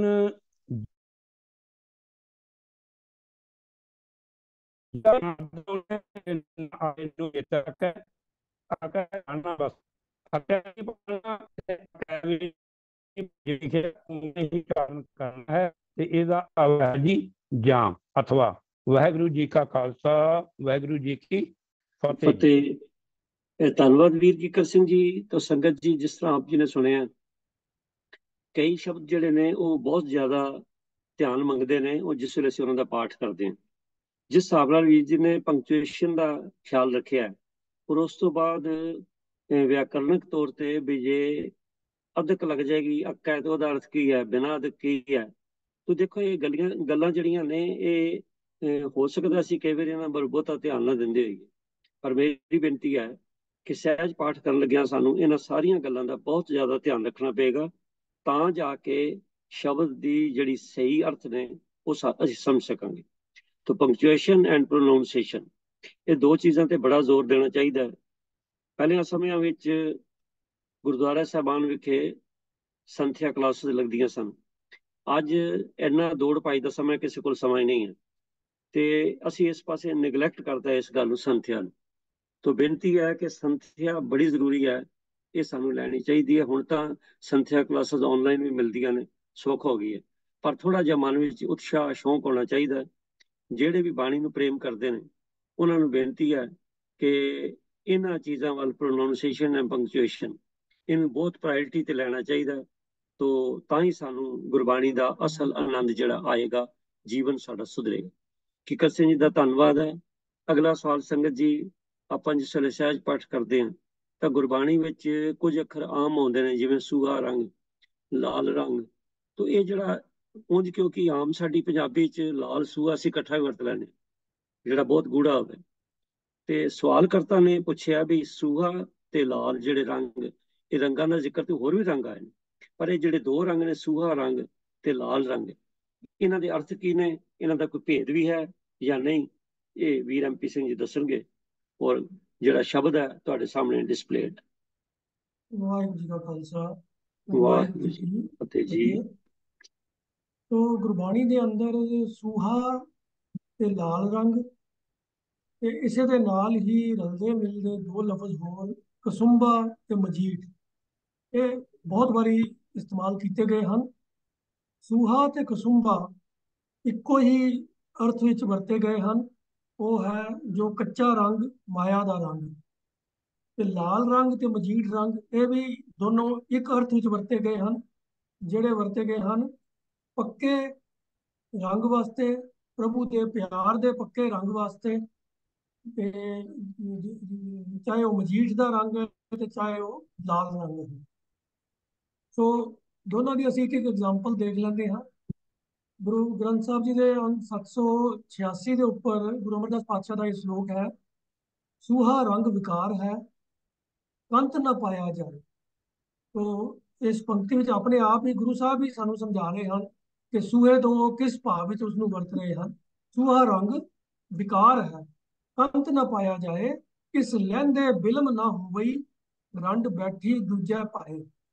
ਤੋ ਜੋ ਇਹ ਪ੍ਰਕਰਨ ਚੱਲ ਰਿਹਾ ਹੈ, ਇਹਦੇ ਤੋਂ ਹੀ ਗੱਲ ਸਪਸ਼ਟ ਹੋ ਜਾਂਦੀ ਹੈ ਕਿ ਇਹ ਵਿਕਾਰਾਂ ਵਾਲੀ ਜ਼ਿੰਦਗੀ ਜੀਣ ਵਾਲੇ ਬੰਦੇ ਦੀ ਗੱਲ ਚੱਲ ਰਹੀ ਹੈ, ਕਿ ਜਿਹੜਾ ਇਨਸਾਨ ਵਿਕਾਰਾਂ ਦੇ ਵਿੱਚ ਖਚਤ ਹੈ, ਉਹ ਅਸਲ ਦੇ ਵਿੱਚ ਮਾਇਆ ਦੇ ਪਿਆਰ ਦੇ ਵਿੱਚ ਹੈ। ਸੂਹਾ ਰੰਗ, ਰੰਗ ਜਿਹੜਾ ਲਫ਼ਜ਼ ਹੈ ਉਹ ਪਿਆਰ ਵਾਸਤੇ ਵੀ ਵਰਤਿਆ ਜਾਂਦਾ ਹੈ। ਤਾਂ ਸੂਹੇ ਰੰਗ ਦਾ ਮਤਲਬ ਹੈ ਵਿਕਾਰਾਂ ਦੇ ਨਾਲ ਜੋ ਪਿਆਰ, ਜੋ ਕੱਚਾ ਪਿਆਰ ਹੈ। ਸੂਹੇ ਰੰਗ ਦੀ ਜੋ ਕਰੈਕਟਰਿਸਟਿਕ ਹੈ ਉਹ ਇਹੀ ਹੈ ਕਿ ਇਹ ਰੰਗ ਚਮਕੀਲਾ ਤਾਂ ਬਹੁਤ ਹੁੰਦਾ ਹੈ, ਭੜਕੀਲਾ ਹੁੰਦਾ ਹੈ, ਪਰ ਟਿਕਦਾ ਨਹੀਂ ਹੈ। ਬੜੇ ਥੋੜੇ ਚਿਰ 'ਚ ਹੀ ਇਹ ਫਿੱਕਾ ਪੈ ਜਾਂਦਾ ਹੈ, ਚਾਹੇ ਇਹਦੇ ਤੇ ਤੇਜ਼ ਧੁੱਪ ਪਵੇ ਤਾਂ ਵੀ ਫਿੱਕਾ ਪੈ ਜਾਂਦਾ ਹੈ, ਜੇ ਇਹਨੂੰ ਪਾਣੀ ਲੱਗ ਜਾਏ ਤਾਂ ਵੀ ਇਹ ਉਤਰ ਜਾਂਦਾ ਹੈ, ਫਿੱਕਾ ਪੈ ਜਾਂਦਾ ਹੈ। ਇਵੇਂ ਹੀ ਮਾਇਆ ਦਾ ਪਿਆਰ ਹੈ। ਮਾਇਆ ਦੇ ਜੋ ਸੁੱਖ ਸਾਧਨ ਹਨ ਉਹ ਥੋੜ੍ਹੇ ਚਿਰੇ ਹੁੰਦੇ ਹਨ, ਇਹ ਜ਼ਿਆਦਾ ਸਾਥ ਨਹੀਂ ਦਿੰਦੇ। ਤਾਂ ਇਸ ਲਈ ਇਹ ਸੂਹੇ ਰੰਗ ਦੀ ਵਰਤੋਂ ਮਾਇਆ ਦੇ ਪਿਆਰ ਅਤੇ ਵਿਕਾਰਾਂ ਦੇ ਵਾਲੇ ਜੀਵਨ ਵਾਸਤੇ ਗੁਰੂ ਸਾਹਿਬ ਨੇ ਵਰਤਿਆ ਹੈ। ਤਾਂ ਇਸ ਤਰ੍ਹਾਂ ਦਾ ਜੀਵਨ ਜਿਉਂਦਿਆਂ ਹੋਇਆਂ ਕੰਤ ਭਾਵ ਪ੍ਰਭੂ ਪਤੀ ਦੀ ਪ੍ਰਾਪਤੀ ਨਹੀਂ ਹੋ ਸਕਦੀ। ਤਾਂ ਜਿਸ ਇਸਤਰੀ ਨੂੰ ਕੰਤ ਦੀ ਪ੍ਰਾਪਤੀ ਨਾ ਹੋਵੇ ਜਾਂ ਜਿਹਨੂੰ ਕੰਤ ਛੱਡ ਦੇਵੇ, ਉਹਦੇ ਵਾਸਤੇ ਸਮਾਜ ਦੇ ਵਿੱਚ ਰੰਡੀ ਦਾ ਲਫ਼ਜ਼, ਰੰਡ ਦਾ ਲਫ਼ਜ਼ ਵਰਤਿਆ ਜਾਂਦਾ ਹੈ। ਤਾਂ ਉਸੇ ਚੀਜ਼ ਨੂੰ ਬਿਆਨ ਕਰਦੀ ਹੋਈ ਦੂਸਰੀ ਪੰਕਤੀ ਹੈ ਕਿ ਇਸ ਲਹਿੰਦੇ ਬਿਲਮ ਨਾ ਹੋਵਈ। ਕਿਸ ਨੂੰ ਲਹਿੰਦੇ? ਸੂਹੇ ਰੰਗ ਦੇ ਨੂੰ ਲਹਿੰਦੇ ਹੋਇਆ, ਭਾਵ ਜੋ ਮਾਇਆ ਦਾ ਜੋ ਰਸ ਜਾਂ ਜੋ ਚਾਹ ਜੀਵਨ ਦੇ ਵਿੱਚ ਬੰਦਿਆਂ ਨੂੰ ਪ੍ਰਾਪਤ ਹੁੰਦਾ ਹੈ, ਉਹ ਥੋੜ੍ਹਾ ਚਿਰ ਹੁੰਦਾ ਹੈ, ਉਹਨੂੰ ਲਹਿੰਦਿਆਂ ਬਿਲਮ, ਦੇਰੀ ਨਹੀਂ ਹੁੰਦੀ। ਤੇ ਫਿਰ ਉਹ ਰੰਡ ਬੈਠੀ ਦੂਜੇ ਪਾਏ, ਉਹ ਰੰਡੀ ਇਸਤਰੀ ਆਪਣੇ ਪਤੀ ਤੋਂ ਛੁੱਟੜ ਹੋਈ ਇੱਥੇ ਗੱਲ ਜੀਵ ਇਸਤਰੀ ਦੀ ਹੋ ਰਹੀ ਹੈ। ਇਹਨੂੰ ਸ਼ਬਦਾਵਲੀ ਭਾਵੇਂ ਉਹੀ ਨੇ ਜਿਹੜੀਆਂ ਆਮ ਸਮਾਜ ਵਿੱਚ ਵਰਤੀਆਂ ਜਾਂਦੀਆਂ ਨੇ, ਪਰ ਇਹਨਾਂ ਦਾ ਭਾਵ ਅਰਥ ਜੀਵ ਇਸਤਰੀ ਔਰ ਪ੍ਰਭੂ ਪਤੀ ਦੇ ਪਿਆਰ ਤੋਂ ਵਾਂਝੀ ਜੀਵ ਇਸਤਰੀ ਵਾਸਤੇ ਵਰਤਿਆ ਗਿਆ ਹੈ। तो सूहा रंग उस चीज का लखायक है। तो इस दे अगे जाके फिर जो पंक्तियां आंदियां ने इस श्लोक के अंदर ही कि शब्द सच्चा है रंग लाल कर पै पाए सिंगार बनाए नानक सदा सुहागनी जे चलन सतगुर पाए। ਹੁਣ ਇੱਥੇ ਸ਼ਬਦ ਦੇ ਦੁਆਰਾ ਸੱਚਾ ਰੰਗ, ਸੱਚਾ ਮਤਲਬ ਅਕਾਲ ਪੁਰਖ ਦੇ ਪ੍ਰਭੂ ਦੇ ਰੰਗ ਵਿੱਚ ਲਾਲ ਕਰ, ਇਹ ਲਾਲ ਪਿਆਰ ਦਾ ਰੰਗ ਉਸ ਸੱਚੇ ਪ੍ਰਭੂ ਦੇ ਨਾਲ ਕਰਨ ਵਾਲਾ ਭੈ ਪਾਏ ਸ਼ਿੰਗਾਰ ਬਣਾਏ। ਪ੍ਰਭੂ ਦੀ ਭੈ ਭਾਵਨੀ ਅਤੇ ਉਹਦੇ ਪ੍ਰਭੂ ਦੇ ਪਿਆਰ ਦਾ ਸ਼ਿੰਗਾਰ ਜਿਹੜੀ ਜੀਵ ਇਸਤਰੀ ਬਣਾਉਂਦੀ ਹੈ। ਇਹ ਨਾਨਕ ਸਦਾ ਸੁਹਾਗਨੀ ਜੇ ਚੱਲਣ ਸਤਿਗੁਰ ਪਾਏ। ਐਸੀ ਇਸਤਰੀ ਸਦਾ ਸੁਹਾਗਨ ਹੁੰਦੀ ਹੈ। ਕਿਉਂ? ਸੁਹਾਗਨ ਕੌਣ ਹੁੰਦੀ ਹੈ? ਜਿਹਦਾ ਪਤੀ ਉਹਦੇ ਨਾਲ ਹੋਵੇ, ਜਿਹਨੂੰ ਪਤੀ ਦਾ ਸੰਗ ਮਿਲਿਆ ਹੋਵੇ। ਤਾਂ ਐਸੀ ਜੀਵ ਇਸਤਰੀ ਨੂੰ ਪਤੀ ਪ੍ਰਭੂ ਦਾ ਸੰਗ ਹਮੇਸ਼ਾ ਮਿਲਿਆ ਰਹਿੰਦਾ ਹੈ। ਜੇ ਚੱਲਣ ਸਤਿਗੁਰ ਪਾਏ, ਕੰਡੀਸ਼ਨ ਇੱਕੋ ਹੀ ਹੈ ਕਿ ਉਹ ਸਤਿਗੁਰ ਦੇ ਪਿਆਰ ਦੇ ਵਿੱਚ ਸਤਿਗੁਰ ਦੀ ਦੱਸੀ ਹੋਈ ਜੀਵਨ ਜਾਚ ਦੇ ਅਨੁਸਾਰ ਚੱਲਣ। तो ये दोनों ਜਿਹੜੇ अलंकार ने सूहा रंग ਦਾ ਤੇ ਲਾਲ ਰੰਗ ਦਾ, ਇਹ ਆਪੋਜ਼ਿਟ ਭਾਵ-ਅਰਥ ਦੇਣ ਵਾਸਤੇ ਗੁਰਬਾਣੀ 'ਚ ਇਸਤੇਮਾਲ ਕੀਤੇ ਗਏ ਨੇ। सूहा रंग ਮਾਇਆ ਦੇ ਪਿਆਰ ਵਾਸਤੇ, ਲਾਲ ਰੰਗ ਪ੍ਰਭੂ ਦੇ ਪਿਆਰ ਵਾਸਤੇ। ਇਸੇ ਹੀ ਤਰੀਕੇ ਦੇ ਨਾਲ ਇੱਕ ਸ਼ਬਦ ਵਿੱਚੋਂ ਅਸੀਂ ਮਜੀਠ ਔਰ ਕਸੁੰਬੇ ਦੀ ਮਿਸਾਲ ਲੈ ਲੈਂਦੇ ਹਾਂ। ਭਗਤ ਰਵਿਦਾਸ ਜੀ ਦਾ ਇਹ ਸ਼ਬਦ ਹੈ ਗੌੜੀ ਬੈਰਾਗਨ ਦੇ ਵਿੱਚ, ਜੋ 346 ਅੰਕ ਤੇ ਹੈ। ਇਹਦੀਆਂ ਅਖੀਰਲੀਆਂ ਪੰਕਤੀਆਂ ਵਿੱਚ ਭਗਤ ਰਵਿਦਾਸ ਜੀ ਕਹਿੰਦੇ ਹਨ, ਜੈਸਾ ਰੰਗ ਕਸੁੰਭ ਕਾ ਤੈਸਾ ਇਹ ਸੰਸਾਰ, ਮੇਰੇ ਰਮਈਏ ਰੰਗ ਮਜੀਠ ਕਾ ਕੋ ਰਵਿਦਾਸ ਚਮਾਰ। ਉਹ ਅਰਥ ਬੜੇ ਸਿੱਧੇ ਸਿੱਧੇ ਹਨ ਕਿ ਜਿਸ ਤਰ੍ਹਾਂ ਦਾ ਕਸੁੰਭੇ ਦਾ ਰੰਗ ਹੁੰਦਾ ਹੈ, ਇਹ ਸੰਸਾਰ ਦਾ ਮੋਹ ਇਸ ਤਰ੍ਹਾਂ ਦਾ ਹੀ ਹੈ। ਉਹ ਕਸੁੰਭੇ ਦਾ ਰੰਗ ਵੀ ਜਿਹੜਾ ਹੈ ਸੂਹਾ ਲਾਲ ਹੁੰਦਾ ਹੈ, ਪਰ ਉਹ ਵੀ ਜਲਦੀ ਫਿੱਕਾ ਪੈ ਜਾਂਦਾ ਹੈ। तो संसार का मोह भी इस तरह ही है कि जल्दी पै जाता है। मोह इस नाल माया की खिच बड़ी होती है, पर साथ निभता नहीं है। ये उल्ट मेरे रमैये, वो रमैया मेरा अकाल पुरख जो सर्व व्यापक है, मेरे रमैये रंग मजीठ का, ਉਹਦੇ ਨਾਲ जो प्यार का रंग है वो मजीठ वर्गा है। मजीठ का रंग ਜਿਹੜਾ है वो लाल रंग ਹੁੰਦਾ है, ਗੂੜਾ लाल ਹੁੰਦਾ है और पक्का रंग ਹੁੰਦਾ है। तो रविदास जी कहते हैं कि प्रभु के प्यार का रंग मजीठ वर्गा पक्का लाल ਹੁੰਦਾ है, ਤੇ ਸੰਸਾਰ ਦਾ ਮਾਇਆ ਦਾ ਪਿਆਰ ਦਾ ਰੰਗ ਜਿਹੜਾ ਹੈ ਉਹ ਕਸੁੰਬੇ ਵਰਗਾ ਸੂਹਾ ਸ਼ੋਖ ਤਾਂ ਹੁੰਦਾ ਹੈ, ਪਰ ਥੋੜ ਚਿਰਾ ਹੁੰਦਾ ਹੈ, ਕੱਚਾ ਰੰਗ ਹੁੰਦਾ। तो ਇਹ ਗੁਰਬਾਣੀ ਦੇ ਅੰਦਰ ਕਸੁੰਬ ਅਤੇ ਸੂਹਾ, ਇਹ ਦੋਨੋਂ ਸ਼ਬਦ ਮਨਮੁਖਾਂ ਵਾਸਤੇ, ਮਾਇਆ ਦੇ ਪਿਆਰ ਕਰਨ ਵਾਲਿਆਂ ਵਾਸਤੇ ਵਰਤਿਆ ਗਿਆ ਹੈ, ਤੇ ਮਜੀਠ ਔਰ ਲਾਲ ਰੰਗ ਪ੍ਰਭੂ ਨਾਲ ਪਿਆਰ ਵਾਸਤੇ ਵਰਤਿਆ ਗਿਆ ਹੈ। तो इतने ही बेनती प्रवान करेंगे। वाहिगुरू जी का खालसा, वाहिगुरू जी की फतेह। मजीठ रंग, कुसुंबड़े का रंग, लाल रंग, सूहा रंग, ये सारिया टर्म ਜਿਹੜੀਆਂ ਨੇ ਵੀਰ ਮਨਿੰਦਰਪਾਲ ਸਿੰਘ ਜੀ ਨੇ ਸਾਨੂੰ ਕਲੀਅਰ ਕੀਤੀਆਂ ਨੇ ਔਰ ਗੁਰਬਾਣੀ ਦੇ ਸ਼ਬਦਾਂ ਅਨੁਸਾਰ। ਤਾਂ ਗੱਲ ਬੜੀ ਸਪਸ਼ਟ ਹੈ ਸੰਗਤ ਜੀ।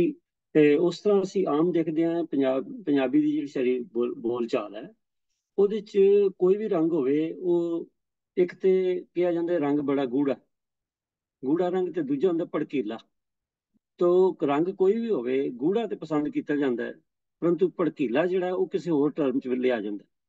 ਬਿਲਕੁਲ ਮੈਨੂੰ ਲੱਗਦਾ ਇਸੇ ਤਰ੍ਹਾਂ ਗੁਰਬਾਣੀ 'ਚ ਵੀ ਇਹ ਜਿਹੜੀਆਂ ਟਰਮਸ ਆਈਆਂ ਨੇ, ਲਾਲ ਰੰਗ ਤੇ ਸੂਹਾ ਰੰਗ, ਮਜੀਠ ਤੇ ਕੁਸੰਬੜੇ ਦਾ ਰੰਗ, ਇਹ ਉਸੇ ਤਰ੍ਹਾਂ ਨੇ।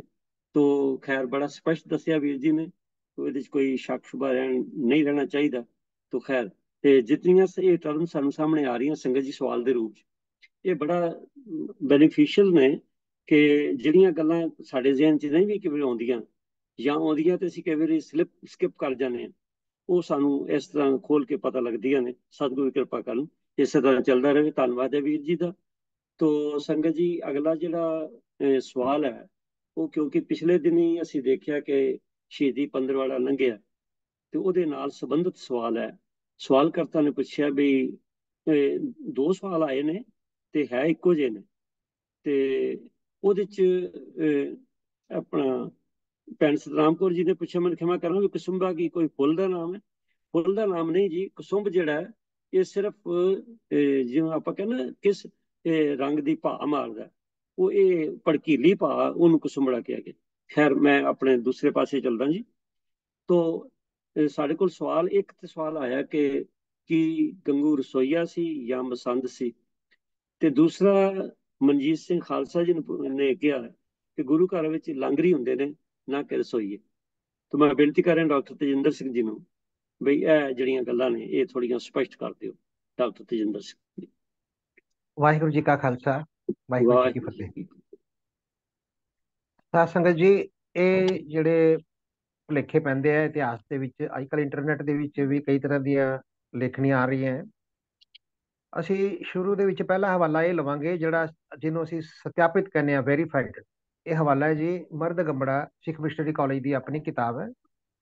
ਇਸ ਦੇ ਵਿੱਚ ਪੰਨਾ 103 ਪਰਿਵਾਰ ਵਿਛੋੜਾ, ਇਸ ਦੇ ਵਿੱਚ ਲਿਖਿਆ ਹੈ ਜੀ ਮਾਤਾ ਗੁਜਰੀ ਜੀ ਦੇ ਨਾਲ ਛੋਟੇ ਸਾਹਿਬਜ਼ਾਦੇ ਬਾਬਾ ਜੋਰਾਵਰ ਸਿੰਘ ਤੇ ਬਾਬਾ ਫਤਿਹ ਸਿੰਘ ਜੀ ਸਨ। ਇਹਨਾਂ ਦੇ ਨਾਲ ਕੇਵਲ ਗੰਗਾ ਰਾਮ ਬ੍ਰਾਹਮਣ ਹੀ ਸੀ। ਇਹਨਾਂ ਦੇ ਨਾਲ ਕੇਵਲ ਗੰਗਾ ਰਾਮ ਬ੍ਰਾਹਮਣ ਹੀ ਸੀ ਜੋ ਗੁਰੂ ਘਰ ਦਾ ਰਸੋਈਆ ਸੀ। ਇਸ ਦਾ ਪਿੰਡ ਖੇੜੀ ਇੱਥੋਂ 20 ਕੁ ਮੀਲਾਂ ਦੀ ਦੂਰੀ ਉੱਤੇ ਮੁਰਿੰਡੇ ਦੇ ਕੋਲ ਸੀ। ਗੰਗਾ ਰਾਮ ਮਾਤਾ ਗੁਜਰੀ ਅਤੇ ਸਾਹਿਬਜ਼ਾਦਿਆਂ ਨੂੰ ਆਪਣੇ ਪਿੰਡ ਲੈ ਗਿਆ। ਫਿਰ 108 ਪੰਨੇ ਦੇ ਉੱਪਰ ਰਿਪੀਟ ਕਰਦੇ ਹਾਂ ਸਰਹੰਦ ਦਾ ਸਾਕਾ। ਇੱਥੇ ਲਿਖਿਆ ਹੈ ਜੀ ਜਿਵੇਂ ਕਿ ਪਹਿਲਾਂ ਜ਼ਿਕਰ ਕੀਤਾ ਜਾ ਚੁੱਕਾ ਹੈ, ਗੁਰੂ ਘਰ ਦਾ ਰਸੋਈਆ ਗੰਗਾ ਰਾਮ ਮਾਤਾ ਗੁਜਰੀ ਜੀ ਤੇ ਛੋਟੇ ਸਾਹਿਬਜ਼ਾਦਿਆਂ ਨੂੰ ਆਪਣੇ ਪਿੰਡ ਖੇੜੀ ਲੈ ਗਿਆ।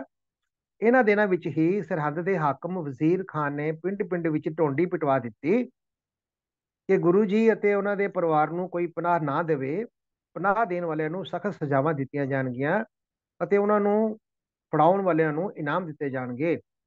ਗੰਗਾ ਰਾਮ ਪਹਿਲਾਂ ਤਾਂ ਇਹ ਐਲਾਨ ਸੁਣ ਕੇ ਡਰ ਗਿਆ ਕਿ ਖਾਮ-ਖਾ ਮੁਸੀਬਤ ਵਿੱਚ ਫਸ ਗਿਆ ਹਾਂ। ਫਿਰ ਉਹ ਸੋਚਿਆ ਕਿ ਮੈਂ ਮਾਤਾ ਜੀ ਅਤੇ ਸਾਹਿਬਜ਼ਾਦਿਆਂ ਨੂੰ ਫੜਾ ਦਿਆਂਗਾ ਤਾਂ ਇੱਕ ਤਾਂ ਸਰਕਾਰੀ ਕਰੋਪੀ ਤੋਂ ਬਚ ਜਾਵਾਂਗਾ, ਦੂਜੇ ਇਨਾਮ ਵੀ ਮਿਲੇਗਾ ਅਤੇ ਮਾਤਾ ਜੀ ਕੋਲ ਪਿਆ ਧਨ ਮੋਹਰਾਂ ਹੱਥ ਆ ਜਾਣਗੀਆਂ।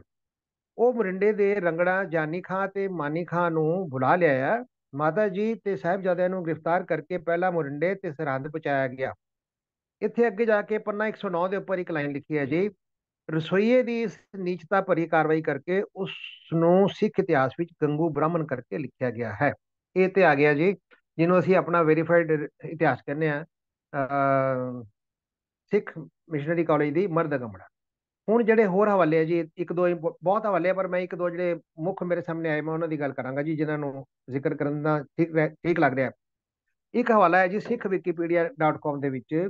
ਇੱਥੇ ਲੇਖਕ ਲਿਖਦਾ ਹੈ, ਗੰਗੂ ਇੱਕ ਬ੍ਰਾਹਮਣ ਸੇਵਾਦਾਰ ਸੀ ਜੋ ਕਿ ਗੁਰੂ ਘਰ ਦੀ ਰਸੋਈ ਦਾ ਨਿਗਰਾਨ ਸੀ। ਅੱਗੇ ਲਿਖਦਾ ਹੈ, ਪਿੱਛੋਂ ਇੱਕ ਕਸ਼ਮੀਰੀ ਪੰਡਤ ਸੀ ਜੋ ਕਿ ਸ੍ਰੀ ਗੁਰੂ ਤੇਗ ਬਹਾਦਰ ਸਾਹਿਬ ਨੂੰ ਮਿਲਣ ਆਏ ਫਰਿਆਦੀਆਂ ਦੀ ਟੋਲੀ ਵਿੱਚ ਸ਼ਾਮਲ ਸੀ। ਇਸ ਦੀ ਉਮਰ ਉਸ ਵਕਤ 25 ਕੁ ਸਾਲ ਸੀ। ਫਰਿਆਦ ਉਪਰੰਤ ਇਹ ਵਾਪਸ ਕਸ਼ਮੀਰ ਚਲਾ ਗਿਆ, ਪਰ 5 ਸਾਲ ਬਾਅਦ ਸਤਿਗੁਰੂ ਗੋਬਿੰਦ ਰਾਏ ਜੀ ਦੀ ਸ਼ਰਨ ਵਿੱਚ ਵਾਪਸ ਆ ਗਿਆ ਅਤੇ ਸੇਵਾ ਕਰਨ ਲੱਗ ਪਿਆ। ਇਸ ਦਾ ਇੱਕ ਪੁੱਤਰ ਰਾਜਕੌਲ ਸੀ ਜਿਸ ਦੀ ਕਸ਼ਮੀਰ ਵਿੱਚ ਦਾਦਕਿਆਂ ਨੇ ਪਰਵਰਿਸ਼ ਕੀਤੀ। ਇਸ ਤੋਂ ਅੱਗੇ ਇਰੈਲੇਵੈਂਟ ਹੈ ਜੀ, ਮੈਂ ਉਹ ਜ਼ਿਕਰ ਨਹੀਂ ਕਰਦਾ। ਅਗਲਾ ਹਵਾਲਾ ਫੜਦੇ ਹਾਂ, ਉਹ ਹੈ ਜੀ sikhawareness.com ਜੁਲਾਈ 20, 2010। ਇਸ ਦੇ ਵਿੱਚ ਦੋ ਲੇਖਕਾਂ ਦਾ ਹਵਾਲਾ ਦਿੱਤਾ ਹੈ। ਇੱਕ ਲਿਖਿਆ ਹੈ ਜੀ ਪਿਆਰਾ ਸਿੰਘ ਪਦਮ। ਪਿਆਰਾ ਸਿੰਘ ਪਦਮ ਅਨੁਸਾਰ ਗੰਗੂ ਇੱਕ ਮਸੰਦ ਸੀ। ਇਸ ਦਾ ਦੂਜਾ ਹਵਾਲਾ ਇਸੇ ਲੇਖ ਵਿੱਚ ਅੱਗੇ ਇਉਂ ਪੜਿਆ ਜਾਂਦਾ ਹੈ, ਪੁਸਤਕ ਕਥਾ ਗੁਰੂ ਕੇ ਸੁਤਾਂ ਕੀ। ਇਹ ਪੁਸਤਕ ਦਾ ਨਾਮ ਹੈ ਜੀ ਕਥਾ ਗੁਰੂ ਕੇ ਸੁਤਾਂ ਕੀ, ਹੱਥ ਲਿਖਤ ਪੁਸਤਕ ਪਾਈ ਗਈ, ਮਨੂਸਕ੍ਰਿਪਟ ਨੰਬਰ 6045। ਇਹ ਜਿਹੜਾ ਨੰਬਰ ਲੱਗਾ ਹੈ ਇਹ ਸਿੱਖ ਰੈਫਰੈਂਸ ਲਾਇਬ੍ਰੇਰੀ ਅੰਮ੍ਰਿਤਸਰ ਦਾ ਜੀ। ਇਹ ਦੱਸਿਆ ਜਾਂਦਾ ਹੈ ਕਿ ਇਹ ਕਿਤਾਬ ਹੁਣ ਉੱਥੋਂ ਗੁੰਮ ਹੈ। ਇਸ ਦੇ ਵਿੱਚ ਲਿਖਾਰੀ ਧੁੰਨਾ ਸਿੰਘ ਹੰਡੂਰੀਆ ਦੱਸ ਰਹੇ ਹਨ। ਇਸ ਲੇਖ ਵਿੱਚ ਗੰਗੂ ਦਾ ਜ਼ਿਕਰ ਨਹੀਂ ਕੀਤਾ ਗਿਆ, ਕਾਵ ਰੂਪ ਵਿੱਚ ਹੈ ਪਰ ਇਤਿਹਾਸ ਕੁਝ ਹੋਰ ਤਰ੍ਹਾਂ ਲਿਖਿਆ ਗਿਆ ਹੈ। 1 ਮਿੰਟ ਲਗਾ ਕੇ ਇਸ ਨੂੰ ਦੇਖ ਲੈਂਦੇ ਹਾਂ। ਕਾਵ ਰੂਪ ਵਿੱਚ ਪੜ੍ਹ ਰਹੇ ਹਾਂ ਜੀ। ਬਹੁਰ ਕਥਾ ਸੋ ਕਹਿਤ ਹੋਂ ਸੰਤ ਸੁਨੋ ਮਨ ਲਾਏ, ਇੱਕ ਸਾਕਾ ਹਿੰਦੂ ਤਹੀਂ ਆਈ, ਤੁਰਕ ਜ਼ੋਰ 3 ਜਨਮ ਵਟਾਏ। ਇਹ ਇੱਕ ਹਿੰਦੂ ਦੀ ਸਾਖੀ ਹੈ ਜਿਸ ਨੇ ਮੁਸਲਮਾਨ ਕਨਵਰਸ਼ਨ ਲੈ ਲਈ, ਮਤਲਬ ਜ਼ੋਰ ਦੇ ਵਿੱਚ ਆ ਕੇ ਮੁਸਲਮਾਨ ਬਣ ਗਿਆ, ਤੁਰਕ ਬਣ ਗਿਆ। ਕੁੰਮੇ ਤੇ ਕੁੰਮੀ ਤੇ ਕੀਨਾ, ਉਸਦਾ ਨਾਂ ਕੁੰਮੇ ਤੋਂ ਕੁੰਮੀ ਹੋ ਗਿਆ। ਤਿਸੀ ਕੇ ਗ੍ਰਹਿ ਬਾਸਾ ਲੀਨਾ, ਉਸਦੇ ਘਰ ਇਹਨਾਂ ਨੇ ਨਿਵਾਸ ਕੀਤਾ, ਮਾਤਾ ਗੁਜਰੀ ਜੀ ਨੇ ਸਾਹਿਬਜ਼ਾਦਿਆਂ ਨੇ। ਤਹਾਂ ਏਕ ਬ੍ਰਾਹਮਣੀ ਸਰਹਾਈ, ਲక్ష్ਮੀ ਨਾਮ ਤਿਹ ਜਗ ਕਹਾਈ, ਵह ਪ੍ਰਸਾਦ ਕਰ ਹਮੇ ਜਿਵਾਵੇ, ਤਿਸਕੇ ਗ੍ਰਹਿ ਤੇ ਆਪ ਲਿਆਵੇ। ਉਹ ਲక్ష్ਮੀ ਬ੍ਰਾਹਮਣੀ ਆਪਣੇ ਘਰ ਤੋਂ ਪ੍ਰਸ਼ਾਦਾ ਬਣਾ ਕੇ ਲਿਆਂਦੀ ਸੀ ਇਹਨਾਂ ਦੇ ਛਕਾਉਣ ਵਾਸਤੇ। रुपया 5 से तिस दयो, कीमा नाम जो आहे, तिन जो मस्तक टेक के लीन तभे उठाए। पंज पंज मोहरा उसनों 5 पैसे कीमा जड़ा है वो आप दिंदा सी उसनों, ते वो मस्तक टेक के उसनों प्रवान करके लै जांदी सी। अभय कथा के अवर जनाऊं, होर की कथा दसा। अभय कथा के अवर जनाऊं, जो बीती सवे सुनाऊं। दोई मसंद, इथे इथे इतिहास का दूसरा दूसरा एक फैक्ट लिख रहा जी। दोई मसंद सेहड़ी रहें, एक दरबारी तुम्हा का है। दो मसंद सेहड़ी रहंदे सी, एक दा नाम दरबारी सी, एक दा नाम तुम्हा सी। तिन सुनी यह बात तहां, खेड़ ऐसी भयायो, आयो तित ही धाय। एकदम आ गए, धावा बोलता जिमें, जो कित को पायो। श्री माता जी और फतेह सिंह एक घोड़े पे चढ़ाए। माता जी गुजरी जी ते फतेह सिंह एक घोड़े ते सवार सन। जोरावर सिंह जो पाए खुजरी, खुजरी हो गया पैसों की कुत्थी, उसके गले विच लटकी हुई सी। अवर घोड़े पे चढ़ाए, वो दूसरे घोड़े ते बैठे सन। इस तरह इन्हें वर्णन किया है जी। मैं इतने अंत कर रहा है इस वार्ता का। अगे सिर्फ एक लाइन मैं पढ़ देंगा। चमकौर ते जब गए चाउंटे, चमकौर का नाम लैके लै गए हो कि तुहानू चमकौर लैके जावांगे, पर चाउंटे लै गए सहेड़ी के कोल कोई पिंड सी। दुष्ट के मन ये भाई, उत्थे मन बदल गया। यह दर्ब, दर्ब मतलब धन, यह दर्ब हमारे हाथ आयो, मोड़ तब घर ले घर में लाई। तो फिर चमकौर ना ले जाके अपने घर लै गए। ये कथा लंबी है जी, पर ये इतिहास थोड़ा वखरा सी, क्योंकि जिक्र दे विच आ जाता है तो सवाल का कारण भी बन जाता है। एक लेखक कुलबीर सिंह है जी, इन्हों का लेख मिलता है अज के सवाल नाल, ये भी रिलेटेड है। गंगू बारे तत्थ स्पष्ट नहीं हैं। पहली गल कि गुरु जी का कोई वखरा रसोईया नहीं सी, क्योंकि प्रशादा लंगर नाल साझा सी, ਅਤੇ ਲੰਗਰ ਵਿੱਚ ਕਈ ਸਾਰੇ ਸੇਵਾਦਾਰ ਹੁੰਦੇ ਹੋਣਗੇ। ਦੂਜਾ, ਜੇ ਗੰਗੂ ਕਸ਼ਮੀਰ ਤੋਂ ਆ ਵੀ ਗਿਆ ਸੀ ਤਾਂ ਗੁਰੂ ਜੀ ਦੇ ਸ਼ਰਨ ਵਿੱਚ ਬ੍ਰਾਹਮਣ ਤੋਂ ਸਿੰਘ ਸੱਜ ਗਿਆ ਹੋਣਾ ਸੀ। ਇੱਕ ਹਵਾਲਾ ਪ੍ਰਿੰਸੀਪਲ ਸਤਵੀਰ ਸਿੰਘ ਦਾ ਮਿਲਦਾ ਹੈ ਜੀ। ਉਹਨਾਂ ਦਾ ਅੰਦਾਜ਼ਾ ਹੈ, ਉਹ ਲਿਖਦੇ ਹਨ, ਅੰਦਾਜ਼ਾ ਹੈ ਕਿ ਗੰਗੂ ਮਾਤਰ ਸੇਵਾਦਾਰ ਰਿਹਾ ਹੋਵੇਗਾ, ਪਰ ਸੁਭਾਅ ਦਾ ਗਰਮ ਤੇ ਚਿੜਚਿੜਾ ਹੋਣ ਕਰਕੇ ਰਸੋਈਆ ਭਾਵ ਤਪਦਾ ਦੀ ਅੱਲ ਪਈ ਹੋਏਗੀ। ਇਵੇਂ ਇਤਿਹਾਸਕ ਖੋਜ ਦੇ ਕਰਦਿਆਂ ਕਰਦਿਆਂ ਬਹੁਤ ਸਾਰੀਆਂ ਕਨਫਿਊਜ਼ਨਾਂ ਹਨ, ਅਲੱਗ-ਅਲੱਗ ਵਿਚਾਰ ਹਨ। ਸਮਾਂ ਆਉਣ ਨਾਲ ਹੋਰ ਵੈਰੀਫਿਕੇਸ਼ਨ ਨਾਲ ਇਹ ਇਤਿਹਾਸ ਬਦਲਿਆ ਨਜ਼ਰ ਆ ਸਕਦਾ ਹੈ। ਵਕਤ ਨਾਲ ਹੀ ਤੱਥ ਸਾਹਮਣੇ ਆਉਣਗੇ। ਬਾਕੀ ਰਹੀ ਗੱਲ, ਇੱਕ ਸਵਾਲ ਜ਼ਿਕਰ 'ਚ ਆਇਆ ਸੀ ਕਿ ਭੱਟਵਈਆਂ ਦੇ ਵਿੱਚ ਇਸ ਦਾ ਜ਼ਿਕਰ ਨਹੀਂ ਹੈ ਗੰਗੂ ਦਾ। ਇੱਥੇ ਬੇਨਤੀ ਇਹ ਕਰਾਂਗੇ ਕਿ ਇੱਥੇ ਇਹੀ ਕਹਿ ਸਕਦੇ ਹਾਂ ਕਿ ਕੋਈ ਵੀ ਇਤਿਹਾਸ ਜਾਂ ਸਰੋਤ ਮੁਕੰਮਲ ਜਾਂ ਸਹੀ ਹੋਣ ਦਾ ਦਾਅਵਾ ਨਹੀਂ ਕੀਤਾ ਜਾ ਸਕਦਾ। ਇਤਿਹਾਸ ਦੇ ਲੇਖਕ ਨੂੰ ਤਤਕਾਲੀਨ ਉਪਲਬਧ ਸੂਚਨਾਵਾਂ ਦਸਤਾਵੇਜ਼ ਕਰਿਆ ਕਰਦੇ ਹਨ, ਤੇ ਇਹ ਇੱਕ ਬੇਨਤੀ ਸੀ। ਦੂਸਰਾ, ਹੁਣ ਇਹਦੇ ਵਿੱਚ ਅਸੀਂ ਮੁੱਕਦੀ ਗੱਲ ਕਰੀਏ ਕਿ ਲਾਂਗਰੀ ਗੁਰੂ ਘਰ ਦਾ ਜਾਂ ਰਸੋਈਆ, ਇਹਨੂੰ ਕਹਿਣ ਬੁਲਾਉਣ ਦੇ ਵਿੱਚ ਕੋਈ ਬਹੁਤਾ ਫਰਕ ਨਹੀਂ ਹੈ, ਸ਼ਬਦ ਆਲਮੋਸਟ ਇੱਕੋ ਹੀ ਹੈ। ਤੇ ਇਤਿਹਾਸ ਦੀ ਵੈਰੀਫਿਕੇਸ਼ਨ ਦੀ ਇੰਤਜ਼ਾਰ ਕਰੀਏ। ਜੇ ਕੋਈ ਹੋਰ ਮੋੜ ਆਏਗਾ ਤਾਂ ਮਿਸ਼ਨਰੀ ਕਾਲਜ ਵੀ ਕਿਤਾਬਾਂ ਰਿਵਾਈਜ਼ ਕਰ ਦੇਣਗੇ। ਇਹਨਾਂ ਗੱਲਾਂ ਨਾਲ ਭੁੱਲ ਚੁੱਕ ਦੀ ਮਾਫੀ। ਵਾਹਿਗੁਰੂ ਜੀ ਕਾ ਖਾਲਸਾ, ਵਾਹਿਗੁਰੂ ਜੀ ਕੀ ਫਤਿਹ। ਬਹੁਤ ਬਹੁਤ ਧੰਨਵਾਦ ਡਾਕਟਰ ਸਾਹਿਬ, ਆਪ ਜੀ ਨੇ ਕਾਫੀ ਰੈਫਰੈਂਸਸ ਇਕੱਠੀਆਂ ਕਰਕੇ ਸਾਨੂੰ ਦੱਸਿਆ, ਔਰ ਬਹੁਤ ਬਹੁਤ ਧੰਨਵਾਦ ਹੈ, ਕਿਉਂਕਿ ਹਿਸਟਰੀ ਦੇ ਵਿੱਚ ਜ਼ਰੂਰੀ ਗੱਲ ਹੈ ਜੀ, ਕੁਛ ਨਾ ਕੁਛ ਹਰ ਲੇਖਕ ਦਾ ਫਰਕ ਆਉਣਾ ਸਹਿਮਨ ਹੈ। ਇਹ ਸਿਰਫ ਇਸ ਨਹੀਂ, ਬਾਕੀ ਵੀ ਇਤਿਹਾਸ ਆਪਾਂ ਪੜ੍ਹਦੇ ਹਾਂ ਤੇ ਜਿਹੜੇ ਇਤਿਹਾਸਕਾਰ ਨੇ ਉਹਨਾਂ 'ਚ ਆਪਸ 'ਚ ਥੋੜਾ ਬਹੁਤਾ ਫਰਕ ਹੁੰਦਾ ਹੈ। ਤਾਂ ਮੇਨ ਗੱਲ ਤੇ ਇਹ ਹੈ ਕਿ ਉਹ ਕੋਈ ਮੁਖਬਰ ਟਾਈਪ ਲੋਕ ਸਨ ਜਿਨ੍ਹਾਂ ਨੇ ਮੁਖਬਰੀ ਕੀਤੀ, ਔਰ ਛੋਟੇ ਸਾਹਿਬਜ਼ਾਦਿਆਂ ਨੂੰ, ਮਾਤਾ ਜੀ ਨੂੰ ਪਕੜਾਉਣ ਵਿੱਚ ਉਹਨਾਂ ਦਾ ਜੋ ਪਲਾਟ ਸੀਗਾ ਉਹ ਸਾਡੇ ਸਾਹਮਣੇ। ਧੰਨਵਾਦ ਜੀ। ਤਾਂ ਸੰਗਤ ਜੀ, ਅਗਲਾ ਸਵਾਲ ਆਪਾਂ ਫਿਰ ਗੁਰਬਾਣੀ ਬਾਰੇ। ਸ੍ਰੀ ਗੁਰੂ ਗ੍ਰੰਥ ਸਾਹਿਬ ਦੇ ਪੰਨਾ 180 ਤੇ ਤੁਕਾਂ ਨੇ, ਜੋ ਹਲਾਹਲ ਸੋ ਪੀਵੇ ਬੋਰਾ, ਅੰਮ੍ਰਿਤ ਨਾਮ ਜਾਣੈ ਕਰ ਕੌਰਾ। ਇਹਦੇ ਅਰਥ ਪੁੱਛੇ ਨੇ, ਸਵਾਲ ਕਰਤਾ ਨੇ ਤੇ ਜਵਾਬ ਦੇ ਰਹੇ ਨੇ ਸਾਧ ਜਗੀਰ ਸਿੰਘ। ਵਾਹਿਗੁਰੂ ਜੀ ਕਾ ਖਾਲਸਾ, ਵਾਹਿਗੁਰੂ ਜੀ ਕੀ ਫਤਿਹ। ਇਹ ਸ਼ਬਦ ਗੁਰੂ ਅਰਜਨ ਦੇਵ ਜੀ ਨੇ ਰਾਗ ਗੌੜੀ ਗਵਾਰੇਰੀ ਵਿੱਚ 179 ਅੰਕ ਉੱਪਰ ਉਚਾਰਨ ਕੀਤਾ ਹੈ। ਇਸ ਸ਼ਬਦ ਵਿੱਚ ਗੁਰੂ ਜੀ ਨੇ ਮਾਇਆ ਵਿੱਚ ਫਸੇ ਮਨੁੱਖ ਦਾ ਹਾਲ ਵਰਣਨ ਕੀਤਾ ਹੈ।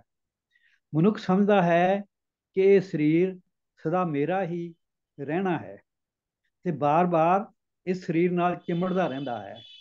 ਜਿੰਨਾ ਚਿਰ ਜੀਵ ਪੁੱਤਰ ਅਤੇ ਇਸਤਰੀ ਦੇ ਮੋਹ ਵਿੱਚ ਫਸਿਆ ਰਹਿੰਦਾ ਹੈ, ਉਹਨਾਂ ਚਿਰ ਪ੍ਰਭੂ ਦਾ ਸੇਵਕ ਭਗਤ ਨਹੀਂ ਬਣ ਸਕਦਾ। ਗੁਰੂ ਸਾਹਿਬ ਜੀ ਸਵਾਲ ਕਰਦੇ ਹਨ ਕਿ ਕਿਹੜਾ ਢੰਗ ਹੈ ਜਿਸ ਨਾਲ ਮਨੁੱਖ ਪ੍ਰਭੂ ਦੇ ਗੁਣ ਗਾ ਸਕਦਾ ਹੈ? ਉਹ ਕਿਹੜੀ ਮੱਤ ਹੈ ਜਿਸ ਰਾਹੀਂ ਮਨੁੱਖ ਮਾਇਆ ਦੇ ਪ੍ਰਭਾਵ ਤੋਂ ਬਚ ਸਕਦਾ ਹੈ? ਇਸ ਦਾ ਜਵਾਬ ਵੀ ਗੁਰੂ ਜੀ ਸਾਹਿਬ ਅੰਤਲੀ ਤੁਕ ਵਿੱਚ ਦਿੰਦੇ ਹਨ ਕਿ ਜਿਸ ਮਨੁੱਖ ਉੱਤੇ ਪ੍ਰਭੂ ਕਿਰਪਾ ਕਰਦਾ ਹੈ, ਪੂਰੇ ਗੁਰੂ ਨੇ ਉਸ ਮਨੁੱਖ ਦੇ ਮਾਇਆ ਦੇ ਮੋਹ ਦੇ ਫਾਹੇ ਕੱਢ ਦਿੱਤੇ ਹਨ। ਪਰੰਤੂ ਮਨੁੱਖ ਚੰਗੇ ਕੰਮ ਛੱਡ ਕੇ ਮਾੜੇ ਕੰਮ ਹੀ ਕਰਦਾ ਰਹਿੰਦਾ ਹੈ। ਇਸ ਤਰ੍ਹਾਂ 84 ਲੱਖ ਜੂਨਾਂ ਵਿੱਚ ਭਟਕਦਾ ਰਹਿੰਦਾ ਹੈ। ਸ਼ਬਦ ਦੇ ਅਰਥ ਬੜੇ ਸੌਖੇ ਹੀ ਹਨ।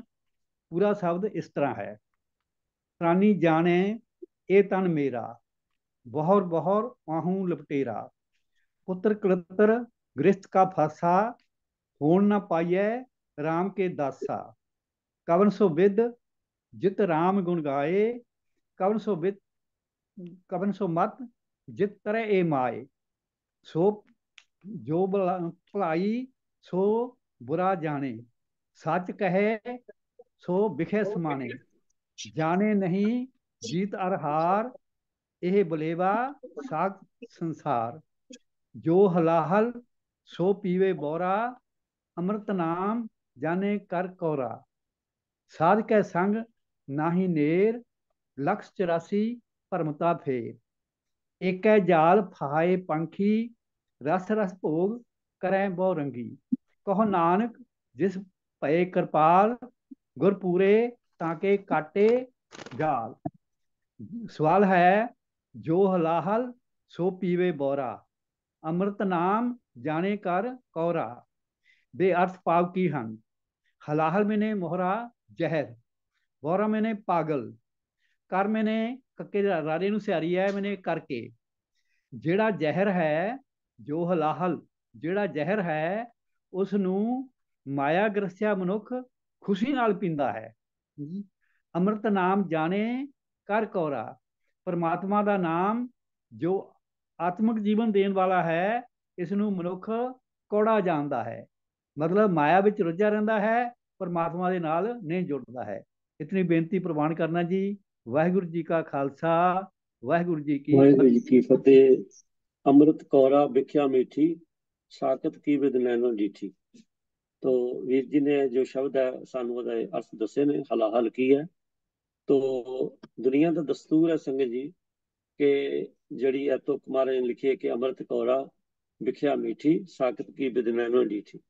ਇਹ ਅੰਮ੍ਰਿਤ ਕੌੜਾ ਲੱਗਦਾ ਹੈ।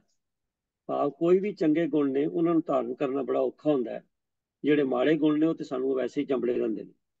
ਤੇ ਅੱਜ ਜਿਹੜਾ ਪਦਾਰਥਵਾਦ ਦਾ ਯੁੱਗ, ਪਰਦੌੜ ਭੱਜ ਦਾ ਯੁੱਗ ਹੈ, ਇਹਦੇ ਵਿੱਚ ਅੰਮ੍ਰਿਤ ਨਾਮ ਤੇ ਕਿਸੇ ਬਿਰਲੇ ਭਾਗਾਂ ਵਾਲੇ ਦੇਸ਼ ਤੇ ਆਉਂਦਾ, ਨਹੀਂ ਤੇ ਆਪਾਂ ਸਾਰੇ ਜ਼ਹਿਰ ਇਕੱਠੀ ਕਰ ਰਹੇ ਹਾਂ। ਸਤਿਗੁਰੂ ਕਿਰਪਾ ਕਰਨ, ਬਾਣੀ ਦੀ ਸਾਨੂੰ ਸੋਝੀ ਆਵੇ ਤੇ ਅਸੀਂ ਵੀ ਅੰਮ੍ਰਿਤ ਜਿਹੜਾ ਹੈ, ਅੰਮ੍ਰਿਤ ਨਾਮ ਮਗਰ ਲੱਗੀਏ, ਨਾ ਕਿ ਵਿਖਿਆ ਕੌੜੀ ਮਗਰ ਲੱਗੀਏ। ਵੀਰ ਜਗੀਰ ਸਿੰਘ ਜੀ, ਆਪ ਜੀ ਦਾ ਬਹੁਤ ਬਹੁਤ ਧੰਨਵਾਦ ਹੈ। ਤੋ ਸੰਗਤ ਜੀ, ਅਗਲਾ ਸਵਾਲ ਜਿਹੜਾ ਹੈ ਉਹ ਇਤਿਹਾਸ ਨਾਲ ਸੰਬੰਧਿਤ ਹੈ। ਇਤਿਹਾਸ ਜਿਹੜਾ ਸਵਾਲ ਕਰਤਾ ਨੇ ਸਾਹਿਬ ਮਨਜੀਤ ਸਿੰਘ ਜੀ ਖਾਲਸਾ, ਉਹਨਾਂ ਨੇ ਪੁੱਛਿਆ ਵੀ ਜਿਹੜੇ ਬਾਬਾ ਸ਼੍ਰੀ ਚੰਦ ਨੇ ਗੁਰੂ ਨਾਨਕ ਸਾਹਿਬ ਜੀ ਦੇ ਜਿਹੜੇ ਸਪੁੱਤਰ ਸਨ, ਉਹਨਾਂ ਦਾ ਜਨਮ ਕੱਤਕ ਦੀ ਪੂਰਨਮਾਸ਼ੀ ਨੂੰ ਹੋਇਆ। ਤੇ ਉਹਨਾਂ ਇੱਕ ਤੁਕ ਦਾ ਨਾਮ, ਇੱਕ ਕਿਤਾਬ ਦਾ ਨਾਮ ਦੱਸਿਆ, ਉਹ ਹੈ ਕਿ ਨਾਨਕ ਬੰਸ ਪ੍ਰਕਾਸ਼। ਉਹ ਕਹਿੰਦੇ ਨੇ ਉਸ ਕਿਤਾਬ ਦੇ ਮੁਤਾਬਕ ਗੁਰੂ ਨਾਨਕ ਸਾਹਿਬ ਜੀ ਦਾ ਜਿਹੜਾ ਪ੍ਰਕਾਸ਼ ਹੈ ਉਹ 3 ਵਿਸਾਖ ਦਾ ਲਿਖਿਆ। ਤੇ ਇਹ ਦੋ ਜਿਹੜੀਆਂ, ਕਿਉਂਕਿ ਆਮ ਤੌਰ ਤੇ ਅਸੀਂ ਮਨਾਉਂਦੇ ਕੱਤਕ ਦੀ ਪੂਰਨਮਾਸ਼ੀ ਨੂੰ ਮਨਾਇਆ ਜਾਂਦਾ ਗੁਰੂ ਨਾਨਕ ਸਾਹਿਬ ਜੀ ਦਾ ਗੁਰਪੁਰਬ। ਉਂਝ ਠੀਕ ਹੈ, ਅਸੀਂ ਪੜ੍ਹਦੇ ਹਾਂ ਕਿ ਵਾਕਈ ਉਹ ਉਹਨਾਂ ਦਾ 15 ਅਪ੍ਰੈਲ ਦਾ ਮਤਲਬ ਜਨਮ ਕਿਹਾ ਜਾਂਦਾ। ਤੋ ਇਹ ਜਿਹੜਾ ਖਾਲਸਾ ਜੀ ਨੇ ਸਾਨੂੰ ਸਵਾਲ ਭੇਜਿਆ, ਮੈਂ ਬੇਨਤੀ ਕਰ ਰਿਹਾ ਵੀਰ ਤੇਜਿੰਦਰ ਸਿੰਘ ਜੀ ਨੂੰ ਵੀ ਜਿਹੜੀ ਸਾਡੇ ਕੋਲ ਅਵੇਲੇਬਲ ਇਨਫੋਰਮੇਸ਼ਨ ਉਹ ਕਿਰਪਾ ਕਰਕੇ ਸੰਗਤ ਨਾਲ ਸਾਂਝੀ ਕਰੋ ਜੀ। ਸਤਿਜਿੰਦਰ ਸਿੰਘ। वाहिगुरु जी का खालसा, वाहिगुरु जी की ਵਾਹਿਗੁਰੂ ਜੀ ਕੀ ਫਤਿਹ। वीर जी, आपने जो महेंद्रपाल सिंह जी ने सवाल किया है, ये ठीक है कि जो गुरु नानक पातशाह का आगमन पुरब सी वो 3 ਵਿਸਾਖ 1526 ਨੂੰ ਸੀ। ਤੇ ਇਸ ਦੇ ਜਿਹੜੇ ਬਹੁਤ ਪ੍ਰਮਾਣ ਵੀ ਮਿਲਦੇ ਹਨ ਔਰ ਬੜੇ ਜਿਹੜੀ ਪੁਰਾਤਨ ਸਾਡੀਆਂ ਲਿਖਤਾਂ ਹਨ ਉਹਨਾਂ ਵਿੱਚ ਵੀ ਇਹੀ ਚੀਜ਼ਾਂ ਸਾਨੂੰ ਮਿਲਦੀਆਂ ਨੇ ਇਤਿਹਾਸ ਦੇ ਵਿੱਚ ਲੇਕਿਨ ਕੁਝ ਕੁ ਇਤਿਹਾਸਕਾਰ ਜਿਨ੍ਹਾਂ ਦੇ ਉੱਪਰ ਨਿਰਮਲਿਆਂ ਦਾ ਪ੍ਰਭਾਵ ਸੀ, ਜਿਵੇਂ ਕਿ ਪੰਥ ਪ੍ਰਕਾਸ਼ ਲਿਖਣ ਵਾਲੇ ਗਿਆਨੀ ਗਿਆਨ ਸਿੰਘ ਜੀ ਔਰ ਸੂਰਜ ਪ੍ਰਕਾਸ਼ ਲਿਖਣ ਵਾਲੇ ਕਵੀ ਸੰਤੋਖ ਸਿੰਘ ਜੀ, ਇਹਨਾਂ ਨੇ ਹੀ ਇੱਥੇ ਇਹ ਲਿਖਿਆ ਹੈ ਜਿਹੜਾ ਕਿ ਜਨਮ ਜਿਹੜਾ ਉਹ ਕੱਤਕ ਦੀ ਪੂਰਨਮਾਸ਼ੀ ਨੂੰ ਹੈ। ਲੇਕਿਨ ਅਸਲ ਵਿੱਚ ਇਸ ਦੇ ਵਿੱਚ ਅਗਰ ਬੈਕਗਰਾਉਂਡ ਵਿੱਚ ਜਾਈਏ ਤਾਂ ਉਹ ਅੱਜ ਸਮਾਂ ਨਹੀਂ ਉਸ ਬਾਰੇ, ਮੈਂ ਸਿਰਫ ਬਰੀਫ ਕਰਕੇ ਦੱਸ ਰਿਹਾ ਕਿ ਉਸ ਦਿਨ ਹੰਦਾਲ ਜਿਹੜਾ ਜਿਹਨੇ ਜਿਹੜੀ ਭਾਈ ਬਾਲੇ ਵਾਲੀ ਸਾਖੀ ਜਿਹੜੀ ਹੈ ਉਹ ਲਿਖਵਾਈ ਸੀਗੀ, ਉਸ ਦੇ ਵਿੱਚ ਐਕਚੁਅਲੀ ਉਹਦਾ ਜਨਮ ਦਿਨ ਜਿਹੜਾ ਹੈ ਉਹ ਕੱਤਕ ਦੀ ਪੂਰਨਮਾਸ਼ੀ ਨੂੰ ਸੀ। ਔਰ ਇਸ ਦੇ ਨਾਲ ਹੀ ਜਿਹੜਾ ਮੇਲਾ ਸੀ ਅੰਮ੍ਰਿਤਸਰ ਦੇ ਵਿੱਚ ਰਾਮ ਤੀਰਥ ਦਾ, ਉਹ ਵੀ ਕੱਤਕ ਦੀ ਪੂਰਨਮਾਸ਼ੀ ਨੂੰ ਲੱਗਦਾ ਸੀਗਾ। ਔਰ ਤੀਸਰਾ ਇੱਕ ਹੋਰ ਕਾਰਨ ਸੀਗਾ ਕਿ ਬਾਬਾ ਸ੍ਰੀ ਚੰਦ ਜਿਹੜੇ ਗੁਰੂ ਨਾਨਕ ਪਾਤਸ਼ਾਹ ਜੀ ਦੇ ਜਿਹੜੇ ਬੱਚੇ ਸਨ, ਬੇਟੇ ਸਨ, ਸਾਹਿਬਜ਼ਾਦੇ ਸਨ, ਉਹਨਾਂ ਦਾ ਵੀ ਜਨਮ ਦਿਨ ਉਸੇ ਤਰੀਕ ਨੂੰ ਪੈਂਦਾ ਸੀ। ਔਰ ਜਿਹੜੇ ਸ੍ਰੀ ਚੰਦ ਜੀ ਨੂੰ ਮੰਨਣ ਵਾਲੇ ਹਨ, ਉਹ ਉਹਨਾਂ ਦਾ ਜਨਮ ਕੱਤੇ ਦੀ ਪੂਰਨਮਾਸ਼ੀ ਨੂੰ ਮਨਾਉਂਦੇ ਹਨ। ਦਿੱਲੀ ਵਿੱਚ ਵੀ ਇੱਕ ਐਸਾ ਮਸ਼ਹੂਰ ਅਦਾਰਾ ਹੈ, ਉੱਥੇ ਵੀ ਗੁਰੂ ਨਾਨਕ ਪਾਤਸ਼ਾਹ ਦਾ ਪੁਰਬ ਉਸ ਦਿਨ ਨਹੀਂ ਮਨਾਇਆ ਜਾਂਦਾ, ਲੇਕਿਨ ਬਾਬਾ ਸ੍ਰੀ ਚੰਦ ਜੀ ਦਾ ਉੱਥੇ ਇਹ ਦਿਹਾੜਾ ਜਿਹੜਾ ਮਨਾਇਆ ਜਾਂਦਾ। ਤੋ ਇਹ ਭੁਲੇਖਾ ਪਾਓ ਜਿਹੜੀ ਸਾਡੇ ਕੋਲ ਜਿਹੜੀ ਲਿਖਤਾਂ ਹਨ, ਉਸ ਤੋਂ ਇਲਾਵਾ ਬਹੁਤ ਡਿਟੇਲ ਹੈ ਜਿਹੜੀ ਕਿ ਮੈਂ ਇਹ ਜੋ ਸਿੱਖ ਮਿਸ਼ਨਰੀ ਕਾਲਜ ਦੀ ਗੁਰਮਤਿ ਕਲਾਸ USA ਵਿੱਚ ਹੈ, ਉਹਦੇ ਵਿੱਚ ਕੱਤਕ ਕੇ ਵਿਸਾਖ ਨਾਂ ਦੇ ਉੱਪਰ ਇੱਕ ਪੂਰਾ ਲੈਕਚਰ ਹੈ। ਮੈਂ ਵੀਰ ਜੀ ਨੂੰ ਬੇਨਤੀ ਕਰਾਂਗਾ ਕਿ ਉਹ YouTube ਤੇ ਜਾ ਕਰਕੇ ਜੋ ਸਿੱਖ ਮਿਸ਼ਨਰੀ ਕਾਲਜ ਦੀ ਜਿਹੜੀ YouTube ਹੈ, ਉਹ ਤੇ ਜਾ ਕੇ ਉਸ ਪੂਰੇ ਲੇਖ ਨੂੰ ਵੀ ਜਿਹੜਾ ਹੈ ਉਹ ਪੜ੍ਹ ਸਕਦੇ ਹਨ, ਸੁਣ ਸਕਦੇ ਹਨ, ਤਾਂ ਕਿ ਉਹਨਾਂ ਦੇ ਸ਼ੰਕੇ ਦੀ ਨਿਵਰਤੀ ਹੋ ਜਾਵੇ। ਵਾਹਿਗੁਰੂ ਜੀ ਕਾ ਖਾਲਸਾ, ਵਾਹਿਗੁਰੂ ਜੀ ਕੀ ਫਤਿਹ। ਤੋ ਸੰਗਤ ਜੀ, ਜਿਹੜਾ ਜਨਮ ਤਰੀਕ ਹੈ ਤੇ ਕਈਆਂ ਦੀ ਸਾਂਝੀ ਹੋ ਸਕਦੀ ਹੈ। ਜਿਹੜੀ ਅਸਲ ਗੱਲ ਸਿੱਖ ਕੌਮ ਦੇ ਸਾਹਮਣੇ ਸਵਾਲ ਹੈ, ਉਹ ਸਵਾਲ ਇਹ ਹੈ ਕਿ ਗੁਰੂ ਨਾਨਕ ਪਾਤਸ਼ਾਹ ਜੀ ਦਾ ਜਿਹੜਾ ਪੁਰਬ ਹੈ ਉਹ ਕੱਤਕ ਕੇ ਵਿਸਾਖ, ਜਿਵੇਂ ਵੀਰ ਜੀ ਨੇ ਦੱਸਿਆ, ਲੈਕਚਰ ਵੀ ਕੀਤਾ ਹੈ। ਤੋ ਲੋੜ ਤੇ ਇਸ ਗੱਲ ਦੀ ਹੈ ਕਿ ਗੁਰੂ ਨਾਨਕ ਸਾਹਿਬ ਦਾ ਪੁਰਬ ਅਗਰ ਜਿਹੜਾ ਵਿਸਾਖ 'ਚ ਹੈ ਤੇ ਵਿਸਾਖ 'ਚ ਹੀ ਮਨਾਉਣਾ ਚਾਹੀਦਾ। ਪਰੰਤੂ ਬੜੀਆਂ ਗੱਲਾਂ ਨੇ, ਇੱਕ ਗੱਲ ਨਹੀਂ, ਬਹੁਤ ਸਾਰੀਆਂ ਹੋਰ ਐਸੀਆਂ ਗੱਲਾਂ ਨੇ ਜਿਹੜੀਆਂ ਦੇਖ ਲਓ ਕਈ ਦਹਾਕੇ, ਮੈਂ ਕਹਿੰਦਾ ਸਦੀ ਬੀਤ ਗਈ ਹੈ, ਉਹ ਸਿੱਖ ਪੰਥ ਕੋਲੋਂ ਹੱਲ ਨਹੀਂ ਹੋਈਆਂ। ਇਹ ਮੈਂ ਸਮਝਾਂ ਵੀ ਸਾਡੀ ਇੱਕ ਕਮਜ਼ੋਰੀ ਹੈ, ਹੱਲ ਹੋਣੀਆਂ ਚਾਹੀਦੀਆਂ ਨੇ। ਇਹਦੇ 'ਚ ਕੋਈ ਐਡੀ ਲੰਬੀ ਚੌੜੀ ਗੱਲ ਨਹੀਂ ਹੈ ਤੇ ਬਈ ਨਾ ਹੋਵੇ, ਤੇ ਹਰ ਚੀਜ਼ ਦਾ ਹੱਲ ਹੁੰਦਾ, ਤੇ ਇਹਦਾ ਹੱਲ ਕਿਉਂ ਨਹੀਂ ਲੱਭਿਆ ਜਾ ਰਿਹਾ? ਮੈਂ ਜਿਸ ਤਰ੍ਹਾਂ ਇਸ਼ਾਰੇ ਮਾਤਰ ਕਿਹਾ, ਕੇਵਲ ਇੱਕ ਗੱਲ ਨਹੀਂ, ਬੜੇ ਹੋਰ ਮਸਲੇ ਨੇ ਪੰਥ ਵਿੱਚ ਅਹਿਮ, ਜਿਨ੍ਹਾਂ ਕਰਕੇ ਸਿੱਖ ਪੰਥ ਵਿੱਚ ਫੁੱਟ ਵੀ ਪੈ ਰਹੀ ਹੈ, ਵੱਖ-ਵੱਖ ਧੜੇ ਬਣ ਰਹੇ ਨੇ। ਇਹਨਾਂ ਨੂੰ ਬੈਠ ਕੇ ਸਮੇਟਣਾ ਚਾਹੀਦਾ। ਕਦ ਇਹ ਸਮਾਂ ਆਏਗਾ ਵਾਹਿਗੁਰੂ ਜਾਣਦੇ ਨੇ। ਤੋ ਵੀਰ ਤੇਜਿੰਦਰ ਸਿੰਘ ਜੀ, ਆਪ ਜੀ ਦਾ ਬਹੁਤ ਬਹੁਤ ਧੰਨਵਾਦ ਹੈ। ਤੋ ਸੰਗਤ ਜੀ, ਸਾਡੇ ਕੋਲ ਸਵਾਲ ਕਾਫੀ ਨੇ ਤੇ ਸਮਾਂ ਸਾਡੇ ਕੋਲ ਹੈ ਘੱਟ। ਤੋ ਇੱਕ ਸਵਾਲ ਆਪਣਾ ਇਨਫੋਰਮੇਸ਼ਨ ਵੀਰ ਜਸਬੀਰ ਸਿੰਘ ਜੀ ਨੇ ਲਿਖਿਆ ਸੀ ਕਿ ਪਟਵਈਆਂ ਦੇ ਵਿੱਚ ਗੰਗੂ ਦਾ ਜ਼ਿਕਰ ਨਹੀਂ ਹੈ। ਤੋ ਮੈਂ ਬੇਨਤੀ ਕਰਦੇ ਹਾਂ ਜੀ ਵੀ ਇਹਦੇ 'ਚ ਦੋ ਗੱਲਾਂ ਧਿਆਨ ਰੱਖਣ ਵਾਲੀਆਂ ਨੇ। ਇੱਕ ਤੇ ਪਟਵਈਆਂ ਕਈ ਨੇ ਵੱਖ-ਵੱਖ ਲਿਖੀਆਂ ਹੋਈਆਂ। ਦੂਸਰੀ ਗੱਲ ਇਹ ਹੈ ਕਿ ਜ਼ਰੂਰੀ ਨਹੀਂ ਕਿ ਸਾਰਾ ਕੁਝ ਪਟਵਈਆਂ 'ਚ ਹੋਵੇ। ਪਟਵਈਆਂ 'ਚ ਕਾਫੀ ਚੀਜ਼ਾਂ ਮਿਲਦੀਆਂ ਨੇ, ਪਰ ਇਹ ਨਹੀਂ ਜ਼ਰੂਰੀ ਕਿ ਸਾਰੀਆਂ ਚੀਜ਼ਾਂ ਹੋਣ, ਤੇ ਇਸ ਕਰਕੇ ਹੋ ਸਕਦਾ ਨਾ ਹੋਵੇ ਜ਼ਿਕਰ। ਪਰੰਤੂ ਉਂਝ ਇਤਿਹਾਸ ਦੇ ਵਿੱਚ ਗੰਗੂ ਦਾ ਜ਼ਿਕਰ ਜਿਹੜਾ ਤਕਰੀਬਨ ਹਰ ਇਤਿਹਾਸਕਾਰ ਨੇ ਦਿੱਤਾ, ਔਰ ਉਹਦੇ ਬਾਰੇ ਜੋ ਕੁਝ ਇਨਫੋਰਮੇਸ਼ਨ ਮਿਲੀ ਹੈ, ਅੱਜ ਦੇ ਸਵਾਲ ਵੀ ਵੱਖਰਾ ਆਇਆ ਸੀ, ਉਹਦੇ 'ਚ ਸਾਂਝੀ ਕੀਤੀ ਗਈ ਹੈ। ਤਾਂ ਅੱਗੋਂ ਵੀ ਜਿਹੜੀ ਕੋਈ ਇਨਫੋਰਮੇਸ਼ਨ ਮਿਲੇਗੀ, ਸੰਗਤ ਦੇ ਕਿਸੇ ਮੈਂਬਰ ਨੂੰ ਵੀ ਕਿਰਪਾ ਕਰਕੇ ਸਾਂਝੀ ਕਰਨਗੇ। ਤੋ ਆਓ ਸੰਗਤ ਜੀ, ਸਮਾਂ ਤਾਂ ਇਹ ਹੋ ਗਿਆ, ਪਰ ਮੈਂ ਬੇਨਤੀ ਕਰਾਂਗਾ ਵੀਰ ਹਰਜੀਤ ਸਿੰਘ ਜੀ ਨੂੰ ਵੀ ਭੈਣ ਸਤਨਾਮ ਕੌਰ ਸਿੰਘ ਜੀ ਨੇ ਪੁੱਛਿਆ ਸੀ ਪੰਥ ਕੀ ਹੈ, ਵੀ ਸਾਡੇ ਕੋਲ 5 ਮਿੰਟ ਹੋਰ ਹੈਗੇ ਨੇ, ਕਿਰਪਾ ਕਰਕੇ ਉਹਦੇ 'ਚ ਦੱਸ ਦੇਣ ਵੀ ਪੰਥ ਕੀ ਹੈ। ਹਰਜੀਤ ਸਿੰਘ। ਵਾਹਿਗੁਰੂ ਜੀ ਕਾ ਖਾਲਸਾ, ਵਾਹਿਗੁਰੂ ਜੀ ਕੀ ਫਤਿਹ। ਪੰਥ ਦੇ ਸ਼ਬਦੀ ਅਰਥ ਜੇ ਅਸੀਂ ਲਈਏ ਤਾਂ ਉਹਦੇ ਡਿਕਸ਼ਨਰੀ ਜਾਂ ਕੋਸ਼ਾਂ ਦੇ ਅਰਥ ਹਨ ਸ਼ਾਹੀ ਰਾਹ, ਭਾਵ ਖੁੱਲੀ ਸੜਕ, ਜਿਸ ਤੇ ਕਿਸੇ ਵੀ ਪੰਥੀ ਦੇ ਭੁੱਲਣ ਦੀ ਸੰਭਾਵਨਾ ਨਾ ਹੋਵੇ। ਜਿਹੜੀ ਸੜਕ ਮੰਜ਼ਿਲ ਤੱਕ ਜਾਂਦੀ ਹੈ, ਵਿੱਚ ਗੁੰਮ ਨਹੀਂ ਹੋ ਜਾਂਦੀ, ਖਤਮ ਨਹੀਂ ਹੋ ਜਾਂਦੀ, ਔਰ ਜਿਸ ਦੀ ਹਸਤੀ ਸੁਤੰਤਰ ਹੈ, ਆਜ਼ਾਦ ਹੈ, ਜਿਸ ਵਿੱਚ ਹੋਰ ਕਈ ਨਿੱਕੇ ਮੋਟੇ ਰਾਹ ਆ ਕੇ ਮਿਲਦੇ ਹਨ ਤੇ ਆ ਕੇ ਖਤਮ ਹੋ ਜਾਂਦੇ ਹਨ। ਇਹੋ ਜਿਹੀ ਸੜਕ ਜਿਹੜੀ ਪੰਥ ਇਹੋ ਜਿਹਾ ਰਸਤਾ ਹੁੰਦਾ ਹੈ, ਇਹਦੀ ਦੇਖਭਾਲ, ਇਹਦੀ ਜ਼ਿੰਮੇਵਾਰੀ ਸਰਕਾਰ ਦੀ ਹੁੰਦੀ ਹੈ, ਜਿਸ ਤੇ ਤੁਰਨ ਵਾਲਾ ਆਰਾਮ ਦੇ ਨਾਲ ਆਪਣਾ ਸਫ਼ਰ ਕਰ ਸਕੇ। ਤੇ ਉਹਦੇ ਤੇ ਦੇਖਿਆ ਹੋਵੇਗਾ ਅਸੀਂ, ਮੀਲ ਪੱਥਰ ਲੱਗੇ ਹੁੰਦੇ ਨੇ, ਲਾਈਟਸ ਲੱਗੀਆਂ ਹੁੰਦੀਆਂ ਨੇ।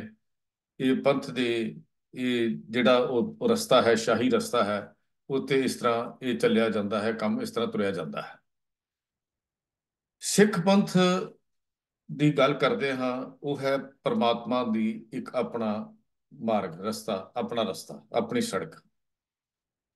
ਇਹਦੇ ਤੇ ਤੁਰਨ ਵਾਲਿਆਂ ਦੀ ਅਗਵਾਈ ਗੁਰੂ ਦੇ ਹੱਥ ਵਿੱਚ ਸੀ, ਜਿਹਨੂੰ ਪੰਥੀ ਕਿਹਾ ਜਾਂਦਾ ਹੈ। ਇਹਦਾ ਮਾਰਗ ਪਰਮਾਤਮਾ ਹੈ, ਕਿਉਂਕਿ ਇਹ ਪਰਮਾਤਮਾ ਦੀ ਮੌਜ ਦੇ ਵਿੱਚੋਂ ਪੈਦਾ ਹੋਇਆ ਹੈ, ਜਿਹਨੂੰ ਪ੍ਰਗਟਿਓ ਖਾਲਸਾ ਪਰਮਾਤਮਾ ਦੀ ਮੌਜ ਕਹਿ ਕੇ ਯਾਦ ਕੀਤਾ ਜਾਂਦਾ।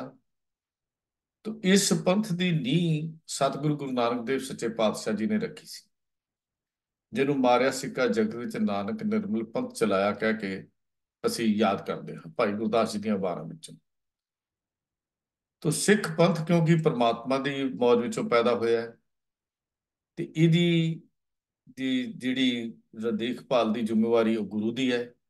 ਤੇ ਗੁਰੂ ਨੇ ਜਿਹੜਾ ਸਾਨੂੰ ਮਾਰਗ ਦੱਸਿਆ, ਉਹਦਾ ਨਾਮ ਹੈ ਪੰਥ। ਇਹ ਪੰਥ ਗੁਰਬਾਣੀ ਵਿੱਚ ਵੀ ਸ਼ਬਦ ਵਰਤਿਆ ਗਿਆ ਹੈ। ਤੇ ਗੱਲ ਸਿਰਫ ਇੰਨੀ ਕਰਨੀ ਚਾਹੁੰਦਾ ਕਿ ਪੰਥ ਪਰਮਾਤਮਾ ਦਾ ਹੈ, ਤੇ ਗੁਰੂ ਉਸ ਪੰਥ ਨੂੰ ਪ੍ਰਗਟ ਕਰਨ ਵਾਲਾ ਜਾਂ ਦੱਸਣ ਵਾਲਾ ਜਾਂ ਸਮਝਾਉਣ ਵਾਲਾ ਹੈ। ਉਹਦੀ ਰਾਖੀ ਦੀ ਜ਼ਿੰਮੇਵਾਰੀ ਗੁਰੂ ਨੂੰ ਬਖਸ਼ਿਸ਼ ਕੀਤੀ ਗਈ ਹੈ। ਗੁਰੂ ਗੋਬਿੰਦ ਸਿੰਘ ਮਹਾਰਾਜ ਨੇ ਜਦੋਂ ਇਸ ਪੰਥ ਦੀ ਸੰਪੂਰਨਤਾ ਕੀਤੀ, ਗੁਰੂ ਨਾਨਕ ਸਾਹਿਬ ਵੱਲੋਂ ਚਲਾਏ ਹੋਏ ਇਸ ਮਾਰਗ ਦੀ ਸੰਪੂਰਨਤਾ ਕੀਤੀ, ਤਾਂ ਉਹਨਾਂ ਨੇ ਇਹਦੀ ਜ਼ਿੰਮੇਵਾਰੀ ਗੁਰੂ ਗ੍ਰੰਥ ਸਾਹਿਬ ਤੇ ਗੁਰੂ ਪੰਥ ਨੂੰ ਸੌਂਪੀ, ਇਸ ਮਾਰਗ ਨੂੰ ਅੱਗੇ ਚਲਾਉਣ ਦੀ ਜ਼ਿੰਮੇਵਾਰੀ। ਕਿਉਂਕਿ ਸਰੀਰਕ ਤੌਰ ਦੇ ਉੱਤੇ ਗੁਰੂ ਦਾ ਸਿਲਸਿਲਾ ਖਤਮ ਹੋ ਗਿਆ ਸੀ। ਪੰਥ ਦੀ ਰਖਵਾਲੀ ਜਾਂ ਪੰਥ ਦੇ ਅੱਗੇ ਤੁਰਨ ਵਾਲੇ ਇਸ ਰਸਤੇ ਦੀ ਜ਼ਿੰਮੇਵਾਰੀ ਗੁਰੂ ਗ੍ਰੰਥ ਤੇ ਗੁਰੂ ਪੰਥ, ਭਾਵ ਗੁਰੂ ਗ੍ਰੰਥ ਸਾਹਿਬ ਜੀ ਤੋਂ ਸੇਧ ਲੈ ਕੇ, ਗੁਰੂ ਗ੍ਰੰਥ ਸਾਹਿਬ ਤੋਂ ਸਿੱਖਿਆ ਲੈ ਕੇ ਇਹ ਪੰਥ ਜਿਹੜਾ ਹੈ ਅੱਗੇ ਵੱਲ ਨੂੰ ਵਧੇਗਾ। ਤੋ ਜਦੋਂ ਸਾਰੇ ਪੰਥੀ ਇੱਕ ਰਸਤੇ ਤੇ ਤੁਰਦੇ ਜਾਣਗੇ, ਇੱਕ ਮੁਕਰਰ ਰਸਤਾ ਜੋ ਹੈ ਗੁਰੂ ਪੰਥ ਦਾ ਮਾਰਗ ਹੈ, ਉੱਤੇ ਤੁਰਦੇ ਜਾਣਗੇ, ਤਾਂ ਕੌਮ ਖੁਸ਼ਹਾਲ ਰਹੇਗੀ। ਜੇ ਕੋਈ ਉਸ ਪੰਥ ਦੇ ਉਸ ਸਮੁੱਚੇ ਵਹੀਰ ਵਿੱਚੋਂ ਨਿਕਲ ਜਾਏਗਾ, ਤਾਂ ਉਹ ਆਪ ਵੀ ਖੁਆਰ ਹੋਏਗਾ ਤੇ ਕੌਮ ਨੂੰ ਵੀ ਖੁਆਰ ਕਰਦਾ ਹੈ। ਅਸਲ ਵਿੱਚ ਪੰਥ ਸਾਰਿਆਂ ਨੂੰ ਸਾਂਝੇ ਜੋੜ ਕੇ ਰੱਖਣ ਵਾਲੀ ਚੀਜ਼ ਹੈ, ਭਾਵ ਇਹ ਸਿੱਖੀ ਆਚਰਨ, ਸਿੱਖੀ ਆਦਰਸ਼, ਸਿੱਖੀ ਪਿਆਰ, ਇਹ ਸਾਰਿਆਂ ਨੂੰ ਸੰਗਠਿਤ ਕਰਕੇ ਰੱਖਦਾ, ਆਰਗੇਨਾਈਜ਼ ਕਰਕੇ ਰੱਖਦਾ। ਨਿੱਕੇ ਨਿੱਕੇ ਬਹੁਤ ਸਾਰੇ ਜਿਹੜੇ ਹਿੱਸੇ ਹਨ ਪੰਥ ਦੇ, ਉਹ ਆਪ ਪੰਥ ਨਹੀਂ ਹਨ। ਖਿਆਲ ਕਰਨ ਵਾਲੀ ਇਹ ਚੀਜ਼ ਹੈ, ਬਹੁਤ ਸਾਰੀਆਂ ਸੰਸਥਾਵਾਂ, ਬਹੁਤ ਸਾਰੀਆਂ ਜਥੇਬੰਦੀਆਂ, ਜਿਨ੍ਹਾਂ ਵਿੱਚ ਸਾਡੀ ਸੰਸਥਾ ਵੀ ਸ਼ਾਮਲ ਹੈ, ਇਹ ਆਪ ਪੰਥ ਨਹੀਂ ਹੈ, ਇਹ ਪੰਥ ਦਾ ਹਿੱਸਾ ਹੈ, ਜੋ ਪੰਥ ਗੁਰੂ ਪਾਤਸ਼ਾਹ ਜੀ ਨੇ ਸਾਨੂੰ ਸਜਾਇਆ ਸੀ ਜਾਂ ਪ੍ਰਗਟ ਕੀਤਾ ਸੀ। ਜੇ ਇਹ ਸਾਰੀਆਂ ਸੰਸਥਾਵਾਂ ਗੁਰੂ ਦੇ ਦੱਸੇ ਪੰਥ ਤੇ ਰਾਹ ਤੇ ਸਹੀ ਢੰਗ ਨਾਲ ਤੁਰਦੀਆਂ ਜਾਣਗੀਆਂ, ਤਾਂ ਇਹ ਆਪਣੀ ਮੰਜ਼ਿਲ ਨੂੰ ਪ੍ਰਾਪਤ ਕਰ ਲੈਣਗੀਆਂ। ਪਰ ਜਦੋਂ ਇਹ ਨਿੱਕੀਆਂ ਨਿੱਕੀਆਂ ਸੰਸਥਾਵਾਂ ਜਾਂ ਨਿੱਕੇ ਨਿੱਕੇ ਜਿਵੇਂ ਨਦੀਆਂ ਸਾਗਰ ਦੇ ਵਿੱਚ ਉਦੋਂ ਹੀ ਪਹੁੰਚਦੀਆਂ ਨੇ ਜੇ ਉਹ ਤੁਰਦੀਆਂ ਜਾਣ, ਜੇ ਉਸ ਰਸਤੇ ਵਿੱਚ ਹੀ ਆਪਣੇ ਰਾਹ ਨੂੰ ਭਟਕ ਜਾਣ ਤੇ ਸਾਗਰ ਤੱਕ ਨਹੀਂ ਮਿਲਦੀਆਂ। ਇਸੇ ਤਰ੍ਹਾਂ ਗੁਰੂ ਸਾਹਿਬਾਨ ਨੇ ਪੰਥੀਆਂ ਨੂੰ ਇੱਕ ਰੱਖਣ ਲਈ, ਪੰਥ ਵਿੱਚ ਰੱਖਣ ਲਈ ਮਨੋਵਿਗਿਆਨਕ ਤਰੀਕੇ ਨਾਲ ਵੀ ਸਿੱਖਾਂ ਨੂੰ ਜਥੇਬੱਧ ਕਰਨ ਲਈ ਇਹਦਾ ਨਾਮ ਜਿਹੜਾ ਸੀ ਉਹ ਪੰਥ ਰੱਖਿਆ। ਸ਼੍ਰੋਮਣੀ ਗੁਰਦੁਆਰਾ ਪ੍ਰਬੰਧਕ ਕਮੇਟੀ ਵੱਲੋਂ ਜੋ ਪ੍ਰਕਾਸ਼ਿਤ ਸਿੱਖ ਰਹਿਤ ਮਰਿਆਦਾ ਹੈ, ਜਿਹਨੂੰ ਪੰਥ ਪ੍ਰਵਾਨਿਤ ਸਿੱਖ ਰਹਿਤ ਮਰਿਆਦਾ ਕਿਹਾ ਜਾਂਦਾ ਹੈ, ਇਹਦੇ ਵਿੱਚ ਗੁਰੂ ਪੰਥ ਦੀ ਜੋ ਡੈਫੀਨੇਸ਼ਨ ਦਿੱਤੀ ਗਈ ਹੈ, ਉਹ ਹੈ ਤਿਆਰ ਬਰ ਤਿਆਰ ਸਿੰਘਾਂ ਦੇ ਸਮੂਹ ਨੂੰ, ਤਿਆਰ ਬਰ ਤਿਆਰ ਸਿੰਘਾਂ ਦੇ ਸਮੁੱਚੇ ਸਮੂਹ ਨੂੰ ਗੁਰੂ ਪੰਥ ਆਖਦੇ ਹਨ। ਇਸ ਦੀ ਤਿਆਰੀ 10 ਗੁਰੂ ਸਾਹਿਬਾਨ ਵੱਲੋਂ ਕੀਤੀ ਗਈ ਤੇ 10ਵੇਂ ਗੁਰੂ ਜੀ ਨੇ ਇਸ ਦਾ ਅੰਤਿਮ ਸਰੂਪ ਜਾਣ ਕੇ ਇਹਨੂੰ ਗੁਰਿਆਈ ਸੌਂਪੀ।